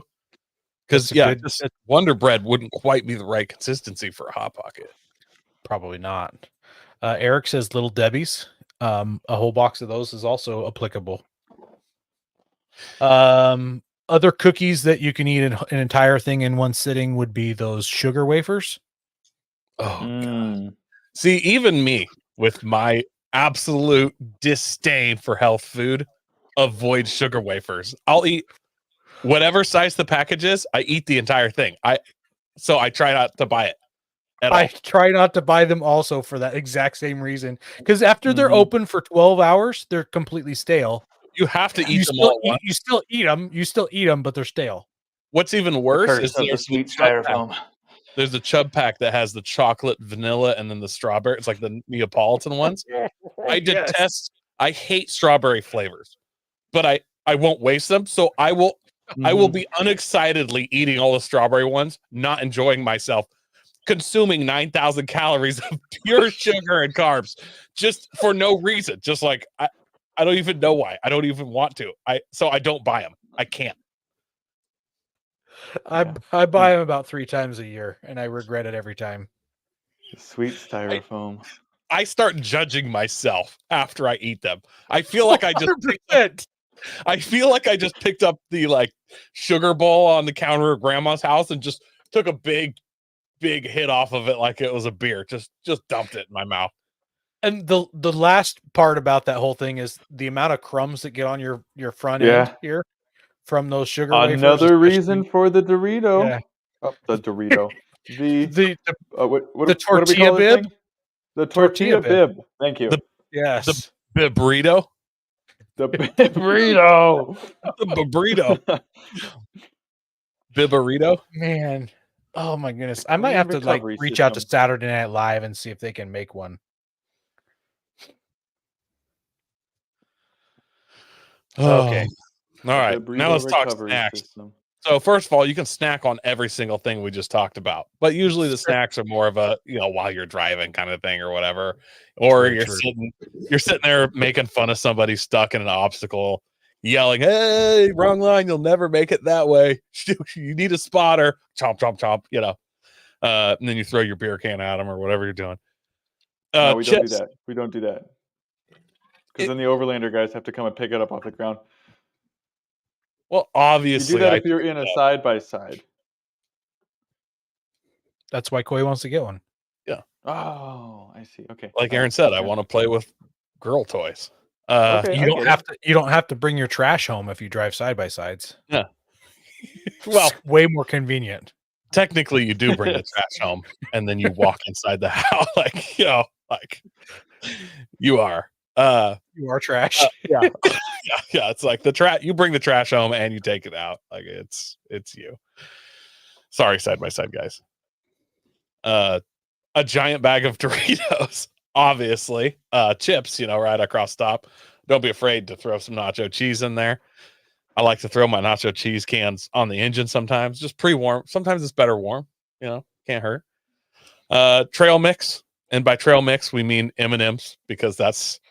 You ever notice, like with trail mix, the hierarchy? Like you first pick out all the M&Ms, then you you eat a few cashews, but then you eat all the peanuts, then you eat all the cashews, and then you have a bowl of dusty stuff and raisins, almonds, and you throw it out the window. You're just like, God, these are gross, and you just, God, raisins are the worst. Dried fruit. Raisins are the worst. Dried fruit. I also like the idea of like who invented raisins, like a starving guy that just was crawling, dying past an old grapevine, and there's just a shriveled dry raisin or grape, whatever you call it, and he ate that and was like, "Oh, tastes like fly guts. I guess we'll start doing this now." I love raisins. No, you don't. But dried fruit, obviously not raisins, but I like dried apple slices, especially if they're dumped in powdered sugar and cinnamon. Makes them really good, but honestly, plain, pretty good by themselves. But hard to beat a dried apple slice. Banana chips? Do you do banana chips? Not a big banana chip guy. They just smell weird, and I'm not a big banana fan. They definitely do. I don't know. Dried. I don't eat a lot of bananas. I don't hate them, but I don't really like them. There's kind of I'm kind of indifferent on bananas, so I don't look for them. And the dried ones I like less. Like they feel weird to me. I don't know. Mango slices. Do those once in a while. Yeah. I like all orange slices that are gel, not the dried ones, but the circus. the candied ones, the candied orange slices. Yeah, you can get them in all different colors. Yeah. I like about half of one of those, and then the peach and watermelon rings. Those candied. I'll do that kind of raspberry. Yeah, I'll do those. Pretzels. Everybody loves a good bag of pretzels. They make some really good, like honey mustard ones and stuff now that are. Ooh, yeah, they do really good. I had some ranch dots. once the other day. Your breath smells so bad after you eat those honey mustard pretzels. After 4 meals of camping, So bad. I never get bit by mosquitoes while camping. I'm assuming it's because of my breath. Like it's clearly all the bugs that get close to me. Cheese puffs, and by cheese puffs, what I really mean is cheese balls, the cheese ball puffs. Yeah. And they come like the big clear in, containers that you get. Yes, yes. Yeah. I used to have to search so hard for those, and they were difficult to find. It seemed like you would only find those at like Christmas. And then this wonderful thing happened as a Dollar General moved in near me, and they're like, "Hey, we do these year round, bro. Like you don't have to look. Cheese puffs are here always." And so Can you get those popcorn tins there too, year round?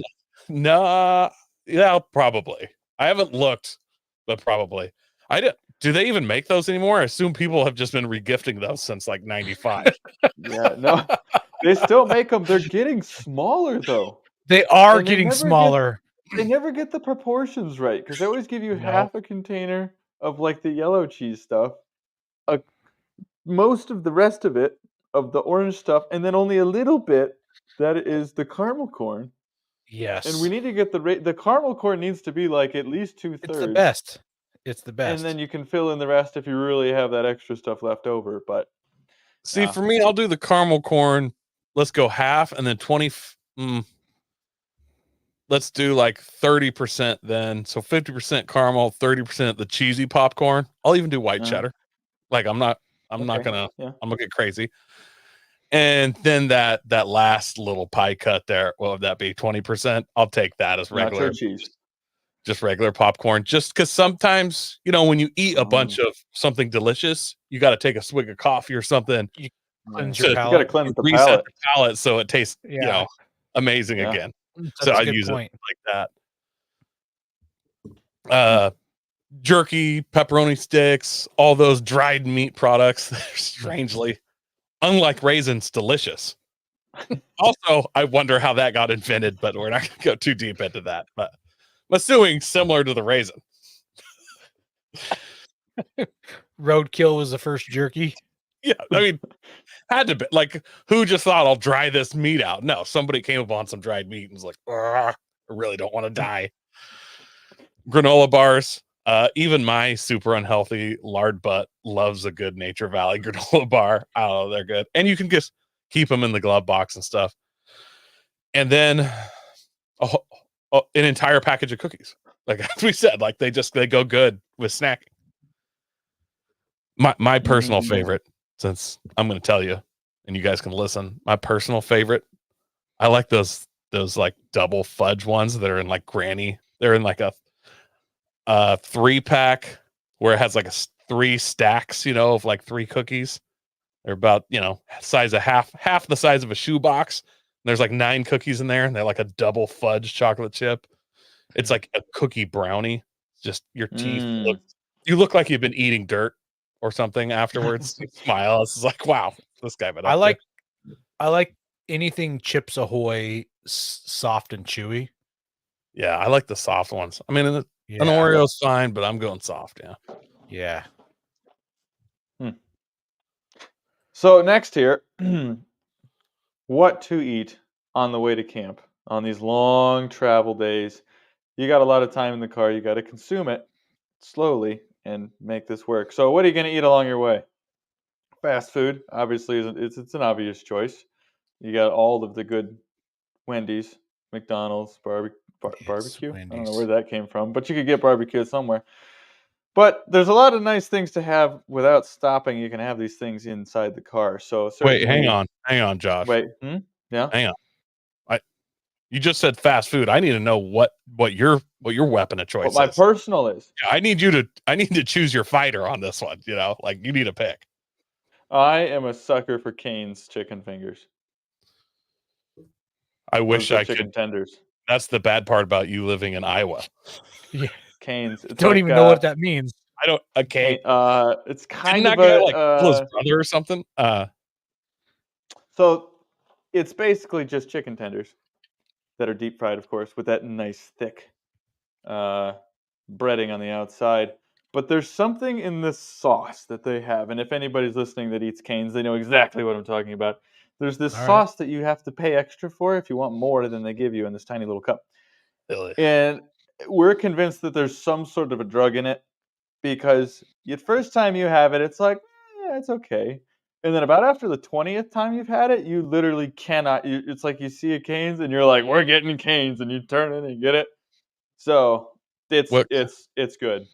what kind of sauce is it? Can you explain it, or is it just? So it's kind of Does the it sauce make you appears. feel like? Does the sauce make you feel like acquiring copper wire? It tastes like very peppery. It's kind of like a mayo chup with pepper in it, maybe a little bit of Worcestershire. So like a peppered fry sauce with some Worcestershire, Kind of. I some don't know. Watch Your Sister with a touch of horseradish sauce. Is that what it Have is? you ever tried to explain what seeing and tasting an angel feels like to somebody who hasn't? It's really difficult. You don't. It's nothing to like that, compare huh? it to. I'm almost Yeah. positive that angels are protected species, and you were not supposed to play that close to the vest, brother Josh. Yeah. Don't go around telling very many people that you're Yeah. consuming them. I'm not sure what list they're on, if it's endangered or protected, but I'm pretty sure they're not supposed to be consumed. All right. Well, yeah. Let's keep that No in mind. Must angel be an sauce. East Coast thing. Must be an Iowa thing. Can you bring? Does it need to be refrigerated? Could you bring a chub pack to I Moab? could do that. I could definitely do that. Yes. Why wait till Remind me. Moab? He's coming out for the 4th of July. Just put it in the You can carry. fly with it, right? I could probably just ship it. It's technically not a liquid; it would be a gel if it's like a dipping sauce. Yeah. You're gonna have to argue with airport security over this. It's a lot of semantics. What and if you're you probably not dip gonna- You one just and stick put it it in in their the- mouth? I'll be And like, they'll be listen, like, okay, we'll let you through. We'll let you it's through. cane sauce, and they're like, okay, get through. How good Oh, are the my. Cane's chicken fingers? What's the time limit on them before they're not good anymore? Because figure out what the last Cane's you're going to pass on the way to Moab. If I can get it within Yeah. 24 hours, I'll have a pretty good idea how good Cane's is. Yeah, I don't know. So the sauce would be okay. The fingers, I feel like it's one of those things. It's like French fries, like McDonald's French fries are amazing in the first 3.5 minutes. Once you hit 4 minutes, it's like they're not good anymore. They get cold True. and they just True. taste like wet beef, That's why Coy. flavored potatoes. That sounds terrible. That's why Coy wants to get one of those 12-volt ovens for his wheeling rig. So I'm going to you put can that in the extend sleeper. that What do you mean? 3.5 minute time. Well, for both, of course. Yeah. Oh Eric my. says- Okay, moving on. Eric in the comments says Cane's, Bojangles, Golden Chicken, all good chicken places not on the West Coast. Golden chicken tenders come with a tub of gravy. Mm. Do you guys have Chester's out there? Is this? I feel like Chester's Nope. is one of the best gas Well, station.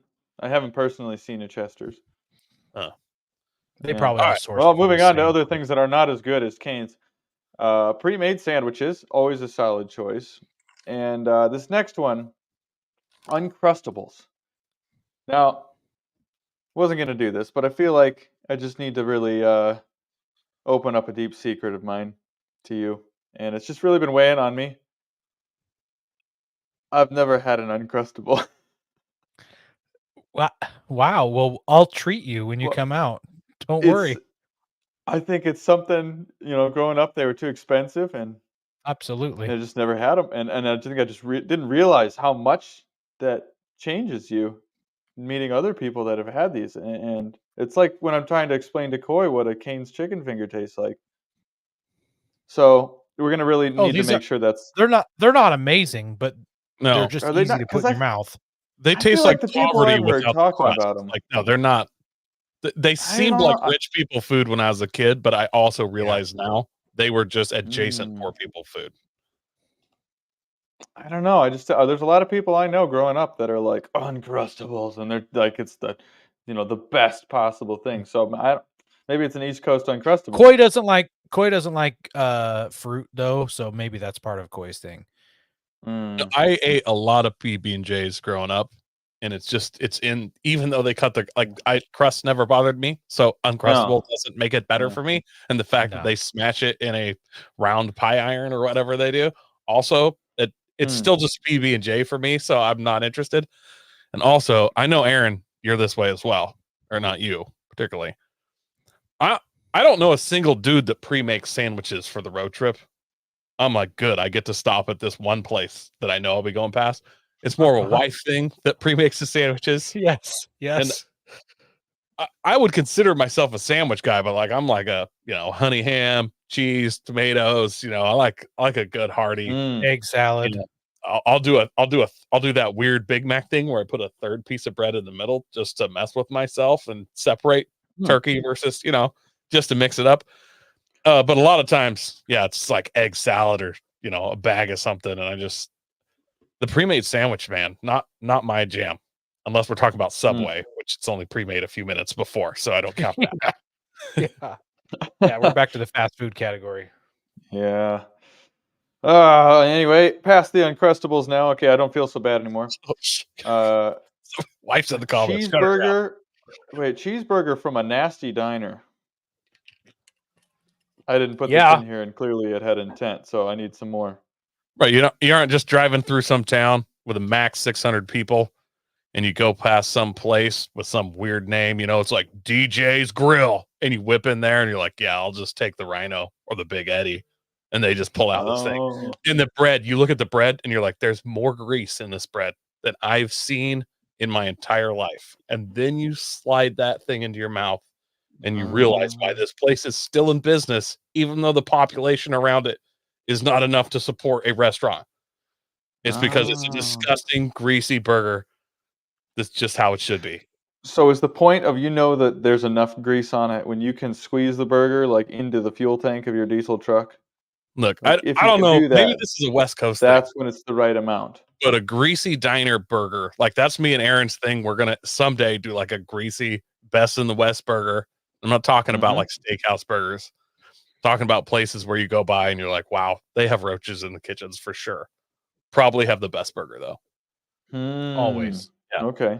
All right. They at least once a month they've got a grease fire where the fire department shows up.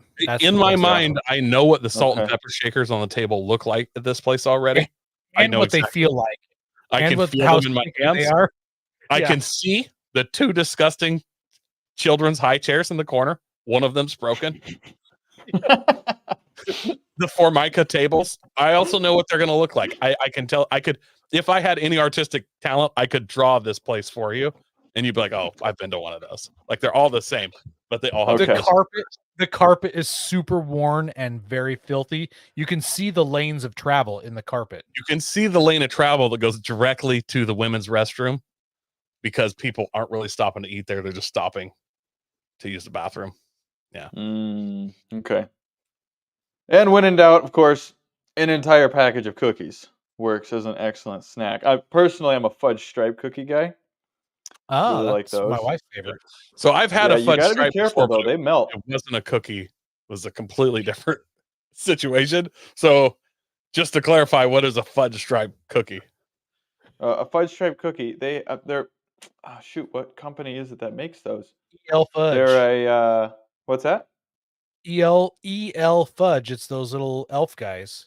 Yeah. Little elf guys. ELF. It's like EL Fudge. It's like a donut-shaped cookie with a hole in the middle, and then like that's fudge like strizzled across it. Oh, the crispy. I know what you're talking about.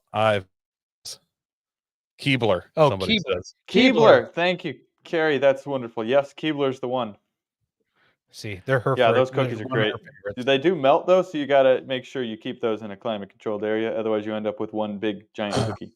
So you're saying we could put a marshmallow between these, and it's technically 100%. Yeah, but they're like a taco shell. They will break all over the place. They're pretty crumbly.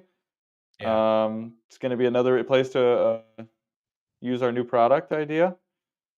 Yes. The burrito. All right, hang on. I want to answer Eric's question. Stay awake on the road food. Honestly, it's beef jerky for me. Yeah. It hurts your jaw. You chew on it, and then I close the bag because staying awake is kind of just about just a little bit of movement and moving your eyes around. So I have to get something with a resealable bag. I'll piece out. I reseal the bag. I start eating it. Wait a little bit. Open, like it has to be a process. So for me, I'm falling asleep is always beef jerky because it's such a pain to kind of eat And if you get a good bit of it like jammed between two teeth, that'll keep you awake for hours. You can work on that for a couple hours. Try and get that out. Oh, and just that's beef the way. jerky is not the kind of thing I don't even know if you can fall asleep with beef jerky in your mouth. Also, if I did fall asleep and they covered my body and I just had a big slab of beef jerky, like I feel like the fireman would be like, "What a man," you know. He probably took 40 hours straight just sitting here eating beef jerky till he just passed out of pure exhaustion, you know. So I also like to think maybe just some clout points if I did crash and die. All right. Our next category here is the last meal you eat before hitting the road and head home. So this is like it's time to head home. You got an 8-hour drive to get home. So you get up, you're packing up, you just eat breakfast real quick, then hit the road. You're not doing something extravagant. So you're having cereal. Cereal is like so easy to do, or oatmeal. I do like oatmeal too. Leftovers, you could be rummaging through whatever you had from the night before. There's leftovers. Apparently it wasn't that good, but they're leftovers, so you eat them. Pop-Tarts. Kids love Pop-Tarts. Sandwiches. If you maybe took too long trying to leave and now it's lunchtime, now you're eating those sandwiches.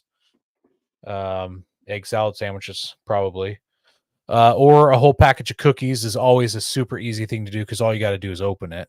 And I told you some of my cookie ideas earlier. Here's the next one out in the West. I don't know if they go across the country, but Fran's Bakery, they sell these blister packs of cookies that are soft. So you get like molasses cookies or peanut butter cookies, ginger snap, or the oatmeal that have a little dab of jelly in the middle of them. They make a lemon one. And I wouldn't say don't forget like 2 or 3 rock stars or Monster or whatever your poisonous energy drink is. Like you got an 8-hour drive and it's early, smash shotgun a Red Bull. Like I'm down. Yeah. You're right. You're going to tide it over with some canes in 4.5 hours. So you'll be good. All right, guys. So you just drink that instead of consuming actual food. Is that what you're saying? Well, yeah. Like, I mean, you've never done that? Oh, you don't really drink caffeine. If you see somebody driving and they're like, and their whole body's just kind of like jiggling around as they're trying to drive. Josh, are you a non-caffeine guy though? No, I am, but I have to be careful at what quantities. Oh, see, without accompanied by other food. You know, it's kind of like alcohol. I guess I've never, and you're not eating. The amount. I guess I've never had just a liquid breakfast. I've never done that. Really? Well, you're not the same thing as like having a milkshake for breakfast. It's the same thing. It's very similar to that. Yeah. Yeah, I the amount of caffeine I have to drink to be like, wow, I've drank too much caffeine is I'm not even sure. It's a lot. Like I can't afford to buy that many energy drinks. Like they're like $3 a can. So I'd be into it like $17 and just It's gonna be the most expensive breakfast you've ever had. Yeah, at that point I could just get breakfast. All right, guys, because this is a kick, at least me and Aaron have been on lately, and I think you should join us, is types of s'mores. So you got the old regular graham cracker, chocolate, marshmallow. Now I'm not knocking that.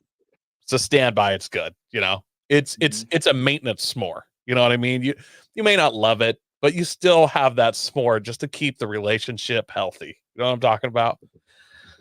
But don't forget, you can use cookies, brownies, rice cakes, almost any pastry you can think of instead of graham crackers. In fact, I mean, honestly, graham crackers at this point in our s'more journey, some of the worst to make your s'more sandwich. Aaron, I was thinking the other day, you ever had those chocolate pudding Eskimo pies? You know what an Eskimo pie is, right? Oh, yeah. Oh, yeah. Yeah.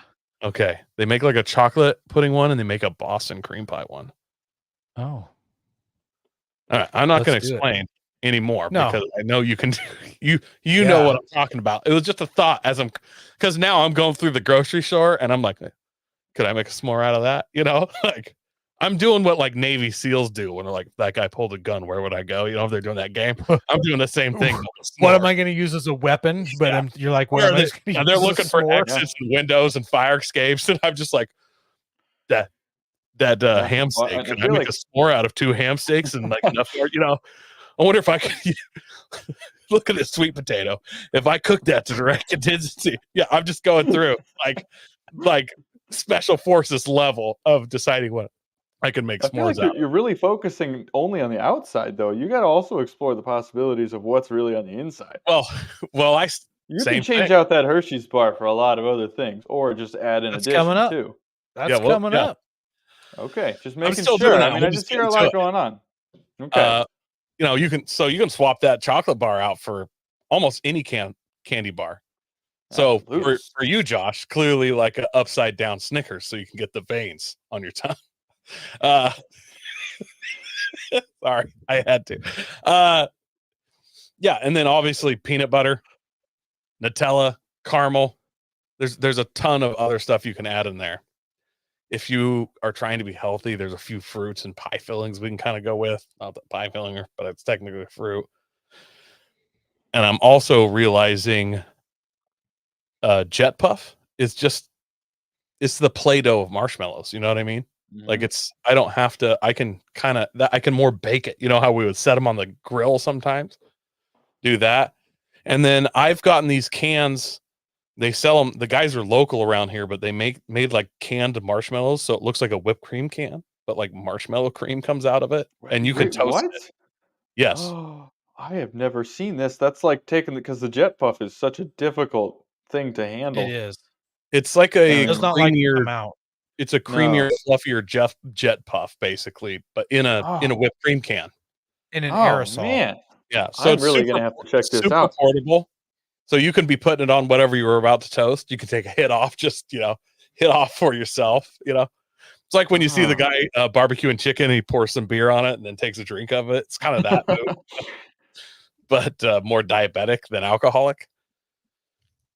And yeah, like I said, you can add fruit to a traditional s'more or anything we're talking about. There's lots of little small cakes, or you could do a large cake. Like I'm not going, I'm not trying to be a sizist here.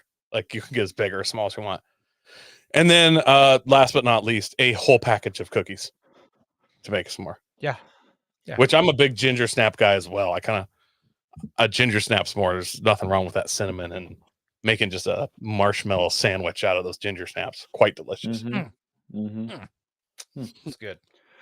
So moving on to cooking devices that you see at camp. Lots of different methods of preparing this food and having it ready to go.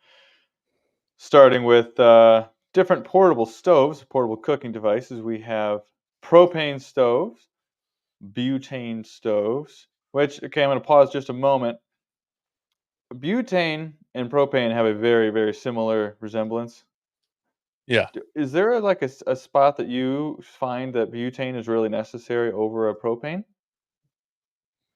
I'm trying to remember. I thought butane you can use at like higher altitudes or colder temperatures without it freezing. That could be. I don't know that for sure.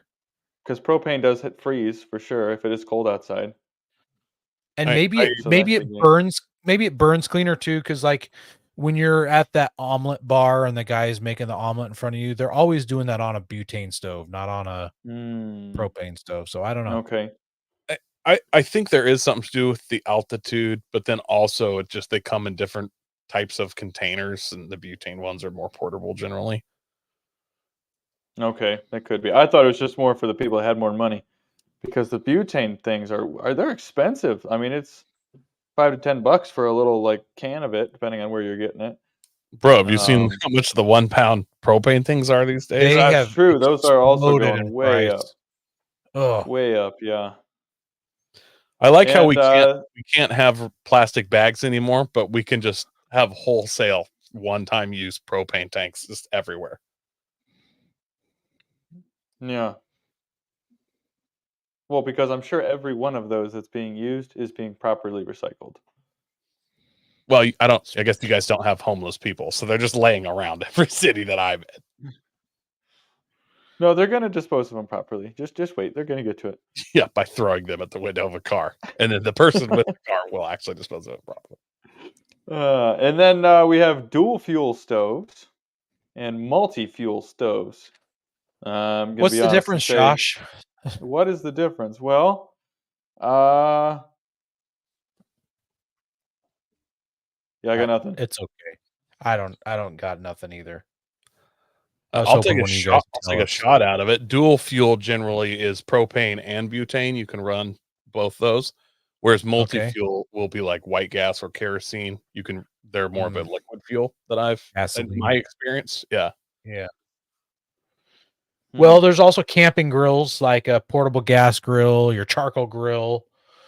Some people even are weird and they would bring a wood burning grill, although usually you have a fire pit that you can put a grill over top of. And then there's the ever popular Blackstone griddle, so a cooktop like that. I scored a Weber, just the cooking grill portion out of one of those Weber charcoal grills one time, and that sometimes comes camping with me. And if I'm building a fire out in the middle of nowhere where there isn't a fire ring, and you can use that to cook on. You just bring the grill portion itself. Yeah. I know some guys, and those like fire rings with the grill that folds in them at state parks. They found one of those at a park, and they just loaded it At up a in their state park. Wow. Wow. They found it, and there was no one there to say it was theirs, and they loaded it in their truck and took it home. It's super nice to have in your backyard, apparently. Wow. Yeah. Sometimes they keep my just eye leave out them for those. in like these cool areas where you can camp. They'll just be sitting there. I guess you can just load them up and take them away. Well, it's like I when would have extra assumed they'd be firewood. buried pretty good. Not as good as you think, apparently. Okay. Well, if I have extra firewood, I bring more in than I need, or paid for more. It's like I'm not going to drag this all the way home, so I'll just leave it there for the next guy. Yeah, same with the So rings. it's probably somebody who had an extra one, and he's like, "Well, I don't need this. I'm not going to take it home. I'll just leave it here for the next guy." Also, Aaron, I would say, like, if you and I were motivated to, just hypothetically, if you and I were motivated enough to take one of these, what do you think? Like, how well buried would it have to be? Like, it'd have to be 4 or 5 feet deep, I feel like, for me to actually be like, I changed my mind. Yeah, changed my mind. Yeah, that's a good point. I mean, we did split that very large round of green pine. Like, when you're camping, once you embark on something like that, it becomes a challenge, and it's just like, it's going. Have you Just seen to be when they clear, put the me and Aaron have chain- never done that. I am talking about not us. Yes. Well, the chain around the picnic table at a state park. Like, that's for who's bears. going around stealing a moldy picnic table with graffiti all over it? Like, that's not personally what I want in my yard. But I don't think anybody's stealing it. It's just they take 4 of them to their campsite for all their shenanigans, and then all these other people are like, why don't I get a picnic table?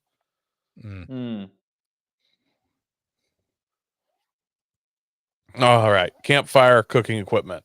I'm going to be honest, guys. I'm not the best campfire cooker. I wish I could be better. There's just not enough. Most of the campfire cooking I've done, I'd say half. I shouldn't say most. I'd say half of it has been in my backyard, because I can kind of sit there and experiment and try it, But we'll jump into that, I guess. Obviously there's lots of little grates you can bring. They make fold up ones. They make some cool ones that will like all come apart and go into a pipe. They make flat plate ones, tripods. And then obviously Dutch oven is the ultimate in campfire cooking utensil, which I wish I was a master of, but I am just a baby noob. Can cook a few things, but it's something, honestly, before I die, I'd like to be accomplished at, but it's probably not going to happen. I really want to be good with Dutch oven, but I'm just not there. Skewers, man, camping and doing skewers is awesome. Not going to knock that. And then grill baskets. I'm not a big fan of grill baskets, but yeah. I hard boiled an egg one time on a grate over a campfire. You hard boiled it? Just got enough heat. Just enough. It was just close enough and just far enough away from the campfire that I hard boiled an egg over a campfire. I was pretty proud of myself. I've tried it several times since, and I've never been able to do it again. Wait a minute. You're saying you boiled an egg Well, without it would water? Correct. Yes, it's like boiling you an cooked egg, an like egg. hard boiling it. Yes, but in the shell, so that it Ah. was like a hard boiled egg. Right. Right. So more Huh. like it was more like I smoked an egg in a shell. So Speaking of eggs, don't put the eggshells, if you make stuff, don't put them in the fire. It smells awful. really, Learned that one last time we were out. We had a big thing of eggs and put all the shells in the fire just to burn them, and it was horrible. I have put every single egg I have ever used camping in the fire, and I've never noticed that. That's crazy. yeah, I don't Really? know what kind of eggs. I don't know what kind of eggs Josh has, but Maybe it was East Coast eggs. this is from Iowa. Those Ionian eggs. Yeah.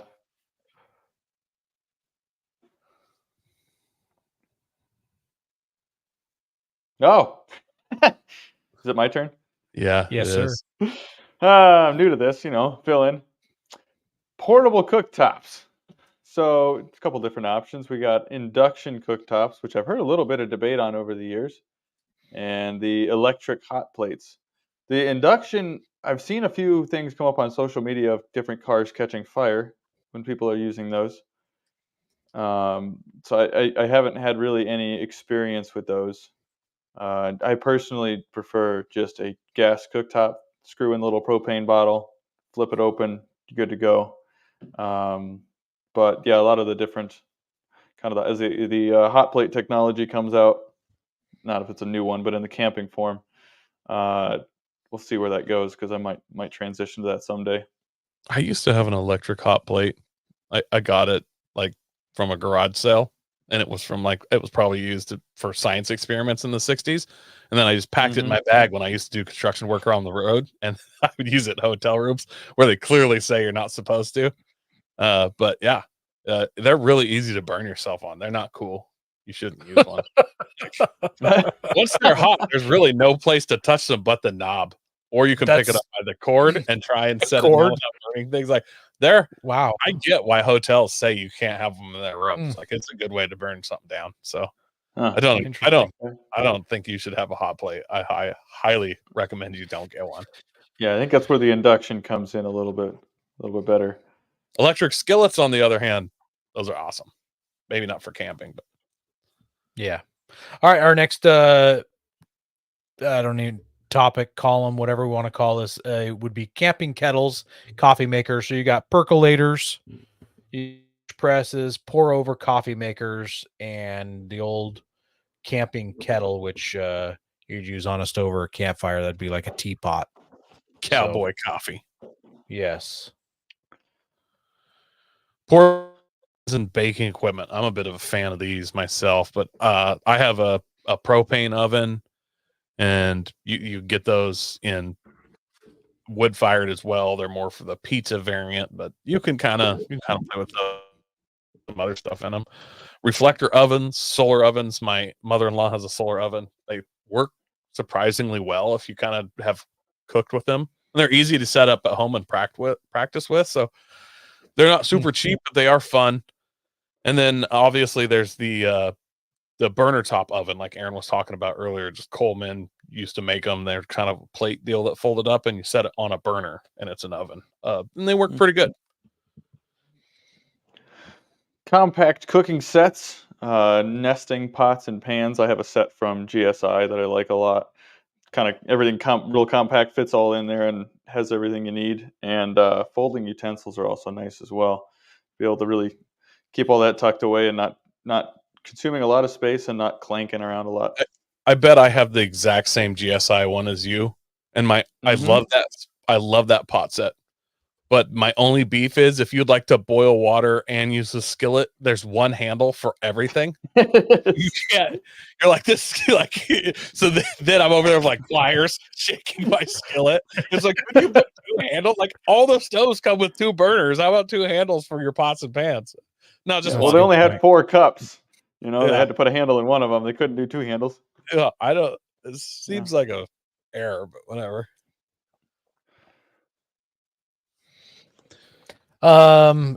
Coolers, refrigerators. This is obvious stuff. You can get cheap coolers, you can get fancy coolers. For the price of some of the fancy coolers, you can get cheap 12-volt fridge freezers, or you can get expensive 12-volt fridge freezers. Or if you've got some trailers that you're taking with you off-roading and camping, it might have a propane powered cooler or electric powered, or I shouldn't say cooler, I should say refrigerator. So yeah. And then we got cast iron, man. I love cast iron, have a whole wall of it at my house. I scour Facebook Marketplace. It's part of my algorithm that I've created for myself is cast iron. The skillets, and then obviously the griddles are fun, and then Dutch ovens. Can't go without a Dutch oven. I also have what they just call a stew pot, which is essentially a Dutch oven without legs. You can do pretty much most of the Dutch oven stuff with it. I use that occasionally. It's really good to hold a large amount of cheese dip, and it really keeps it warm for a while. You can throw a coal or something under it for that. Oh yeah, cheese dip. Really like it for that. Mm-hmm. And next we got some portable blenders or food processors. A battery or gas-powered blender if you're a Jeremy Clarkson sort of guy and you need to have a V8 blender. Now's the time to pull that out. Make sure you can show that off to the rest of the guys around camp. Oh, and they make a pneumatic blender now. That's right. Forget about that one. They're like $300, but I want it so bad. What is it? Does it have its own compressor? No. You got to use hook air to it. Well, they say on their website, they say do not use it with onboard air. You're not going to like it. They're very clear, unless that you shouldn't use onboard air, to use a CO2 tank. The motor on it looks like a Harbor Freight die grinder, but that's what it says. A die grinder mounted to a blade. Huh. Then you're gonna have some cooking accessories like portable cutting boards, collapsible sinks or wash tubs, spice containers, all those kind of typical cooking accessories. And then, as you'll soon learn, hopefully, the show coming soon. Let's not forget about the turkey / fish fryer. Yeah, like just deep fryer. Yeah, you don't have to ruin a holiday just at home with one of these. You can go somewhere else and do it. And then it's important to explore all your different Dutch oven ideas and possibilities of things you can do with it. Some ideas might be some eggs, pancakes, skillets, French toast, a casserole, breakfast, or a dinner casserole. Bread, cornbread. I am a sucker for some good cornbread. Dinner rolls, pizza. Iowa, where it's all corn. Yeah, probably an Iowa thing. Yep. Pizza rolls. Oh no, dinner rolls and pizza. Pizza rolls would be good too, though. Pot pie. Why not? Chicken and rice, roasted chicken, pork chops, chili, meatloaf, stroganoff, cheesy potatoes. Love those too. Baked beans. Everybody loves those, but nobody loves to be around you after you've had those. Mm-hmm. Cake, giant cookie, cobbler, pie, brownies. There's all sorts of stuff you can do with one of those things. Yeah. I would like to point out, unless you have had experience with it before, plan on ruining it at least once. And I would say initially plan on absolutely burning the daylights out of either the bottom or top, possibly both. But the nice thing is you can kind of just eat the top half of your brownie, and that part that's just cemented to the bottom, just leave it there and clean it out when you get home or whatever. Like, there's a steep learning curve with Dutch oven, and it changes with altitude, with the wood you're using. Like, they're super cool, but they are difficult to use. Yeah. Coy, you got an inverter built into your rig. Yeah. Can that run a waffle maker? No. How many watts is the waffle maker? I don't know. I haven't bought one. I bet your waffle maker's like 1,200 watts. So, I mean, if you had like a 2,000 watt inverter or something like that, you could run it. There's almost no point, because you can, like, I have just a hand waffle. It's like a pie iron, but a waffle maker. And you can make them just as fast with that as you can a waffle maker. But it's not a waffle maker. I've been seeing a lot of social media videos where they take things like pizza rolls and cheese and put them in a waffle maker and just squish the daylights out of them and turn it into a waffle. I think that's a cool idea, but like if I'm gonna bring a waffle maker, Blackstone just came out with a propane and battery powered air fryer. Yes, It's okay. $150, and my pockets are burning. Yeah. And I haven't brought this up to the wife, but we currently don't own an air fryer. Yeah, I don't either, and my anniversary's coming up this week. It's really hot out right now. We should be cooking outside anyway. It's like go right on the back porch. Like I'm working on it. So Yeah, this could be reviewed soon enough. it's a good idea. Cooking over the fire, we kind of touched on this a little bit. You can do some steaks, chicken breast, hot dogs or sausage, anything in a cast iron skillet, anything that's hanging on a pot on a tripod. That's how science wants us to believe that humans started cooking food was over a fire, that they weren't civilized. They just cooked over fire. So cook anything, triceratops, ostrich legs, Dino nuggets are the best. brontosaurus burgers. Yeah. Well, how about we all share like a recipe that we like, or two, Or two. or two, or three. All right. I'm gonna go first because mine should be pretty quick here. And we hinted at this one earlier. I learned this one in the Boy Scouts a long time ago, 31 years ago probably. Foil packet dinner cooked on the coals. So basically you take some hamburger, or you could use some other meat like chicken or fish. I'd be really scared to try fish and chicken, because if you don't cook those thoroughly, you're going to have a bad time. Chop up some potatoes, whatever your favorite veggie is, carrots, like carrots and onions. Throw some salt and pepper on there, some garlic and onion powder, maybe some herbs. So what you do is you mix all those ingredients together, you season it however you want, and you shape it into a patty, like a big old not a thick brick, but just a almost like a meatloaf slice.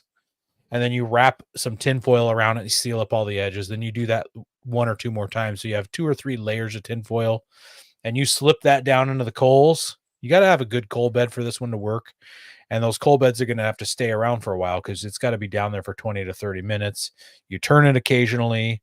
And you're going to know it's cooked, because at some point those juices in there force their way out of the seam, and no matter how good you seal that up, and that's when it's done.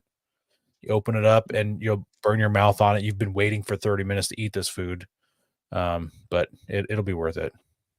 Squirt some ketchup on it. It's a good time. You really want to supercharge that? You get the that dry, the onion, I don't know if it's like French onion soup mix or the onion dip mix that you get. Comes in a little packet. You know what I'm talking about? Yeah. Yeah. Put like half of that in there, and all that juice makes like a gravy kind of thing going on. It's nice.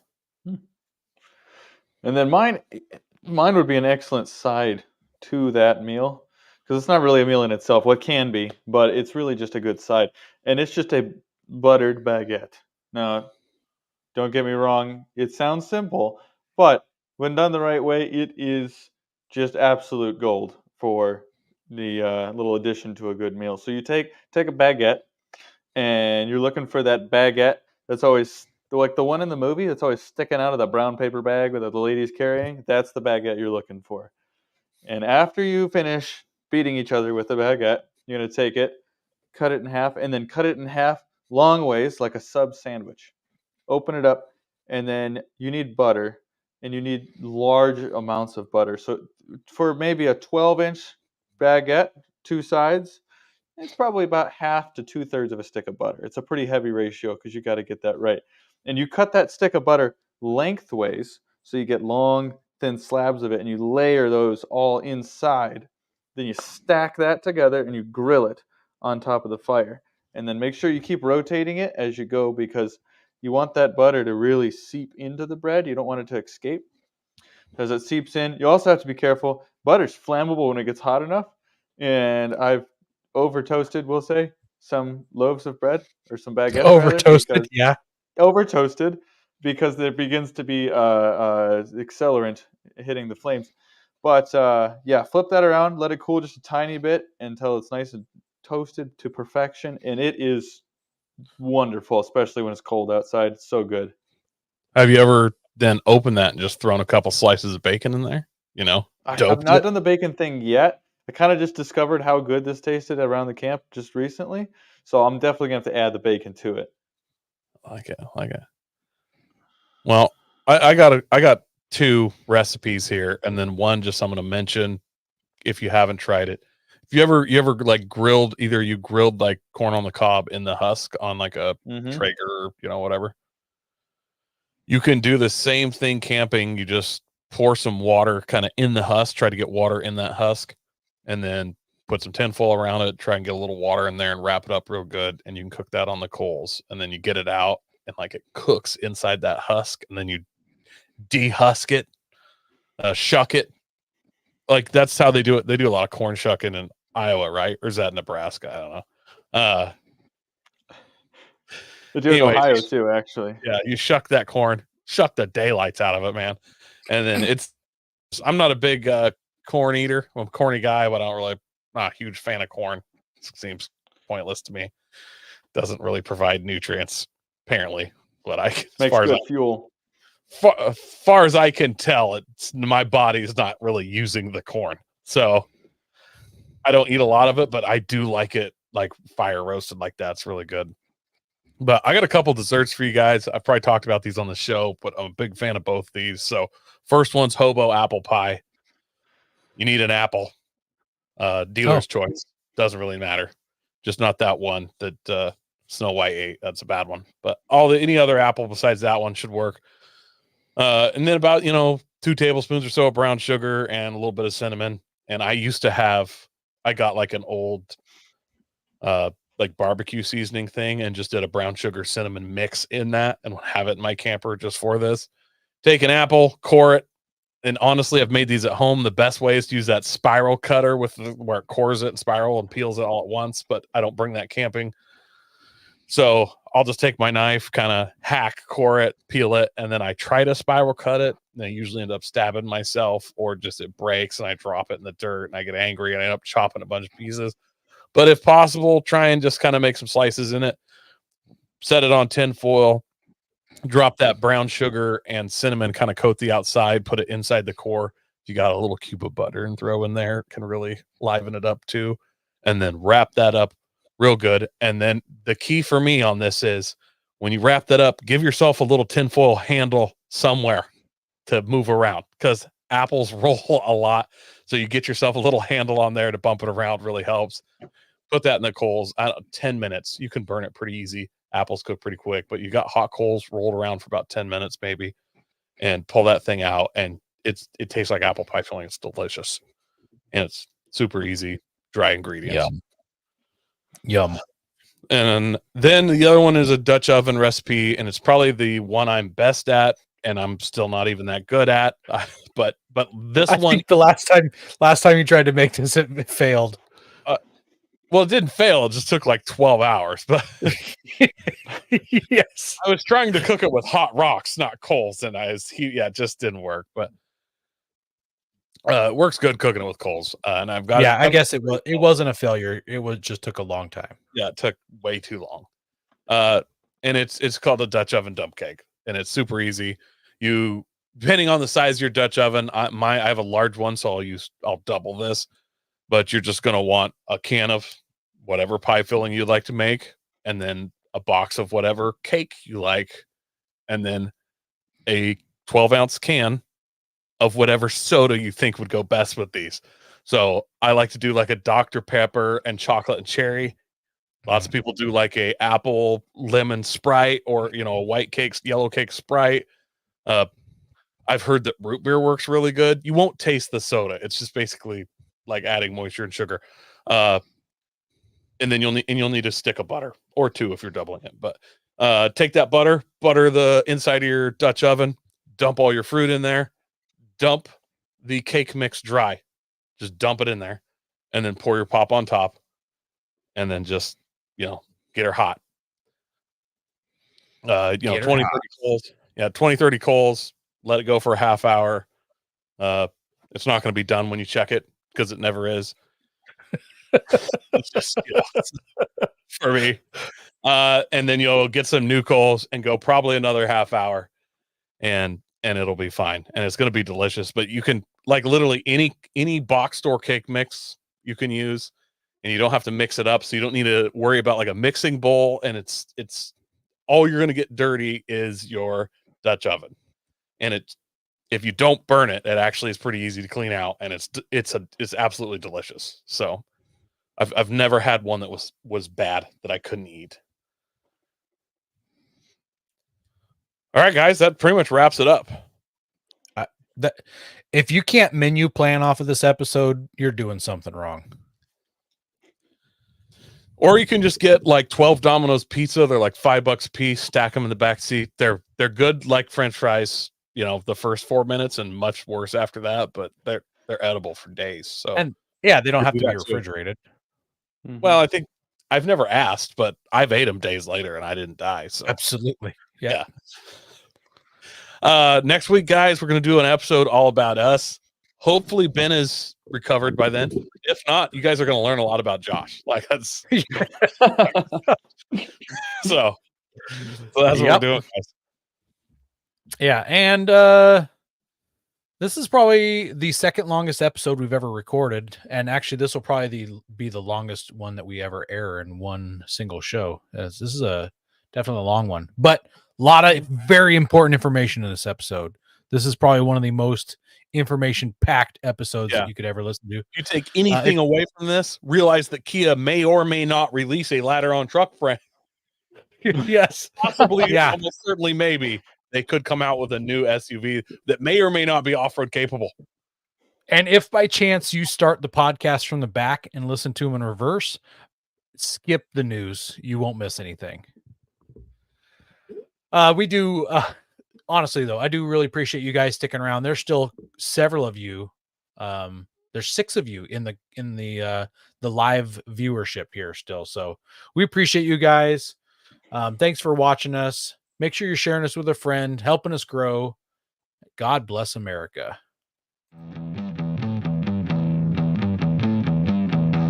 Don't forget to visit Patriot Patch and join the Patch of the Month Club. Check out our Gaia affiliate link for up to 40% off. Also, don't forget to head over to Warren Colby Valve and 4 Patriots to see all of their great products. We are a proud part of the Firearms Radio Network. Got a question or comment? Send it to us through our Linktree account or by searching for Off-Road Podcast. Also, you can listen to us live at overlandradio.com Mondays at 7 p.m. Pacific. When off-road, please remember to have fun, tread lightly, and be safe and courteous. Thanks for listening.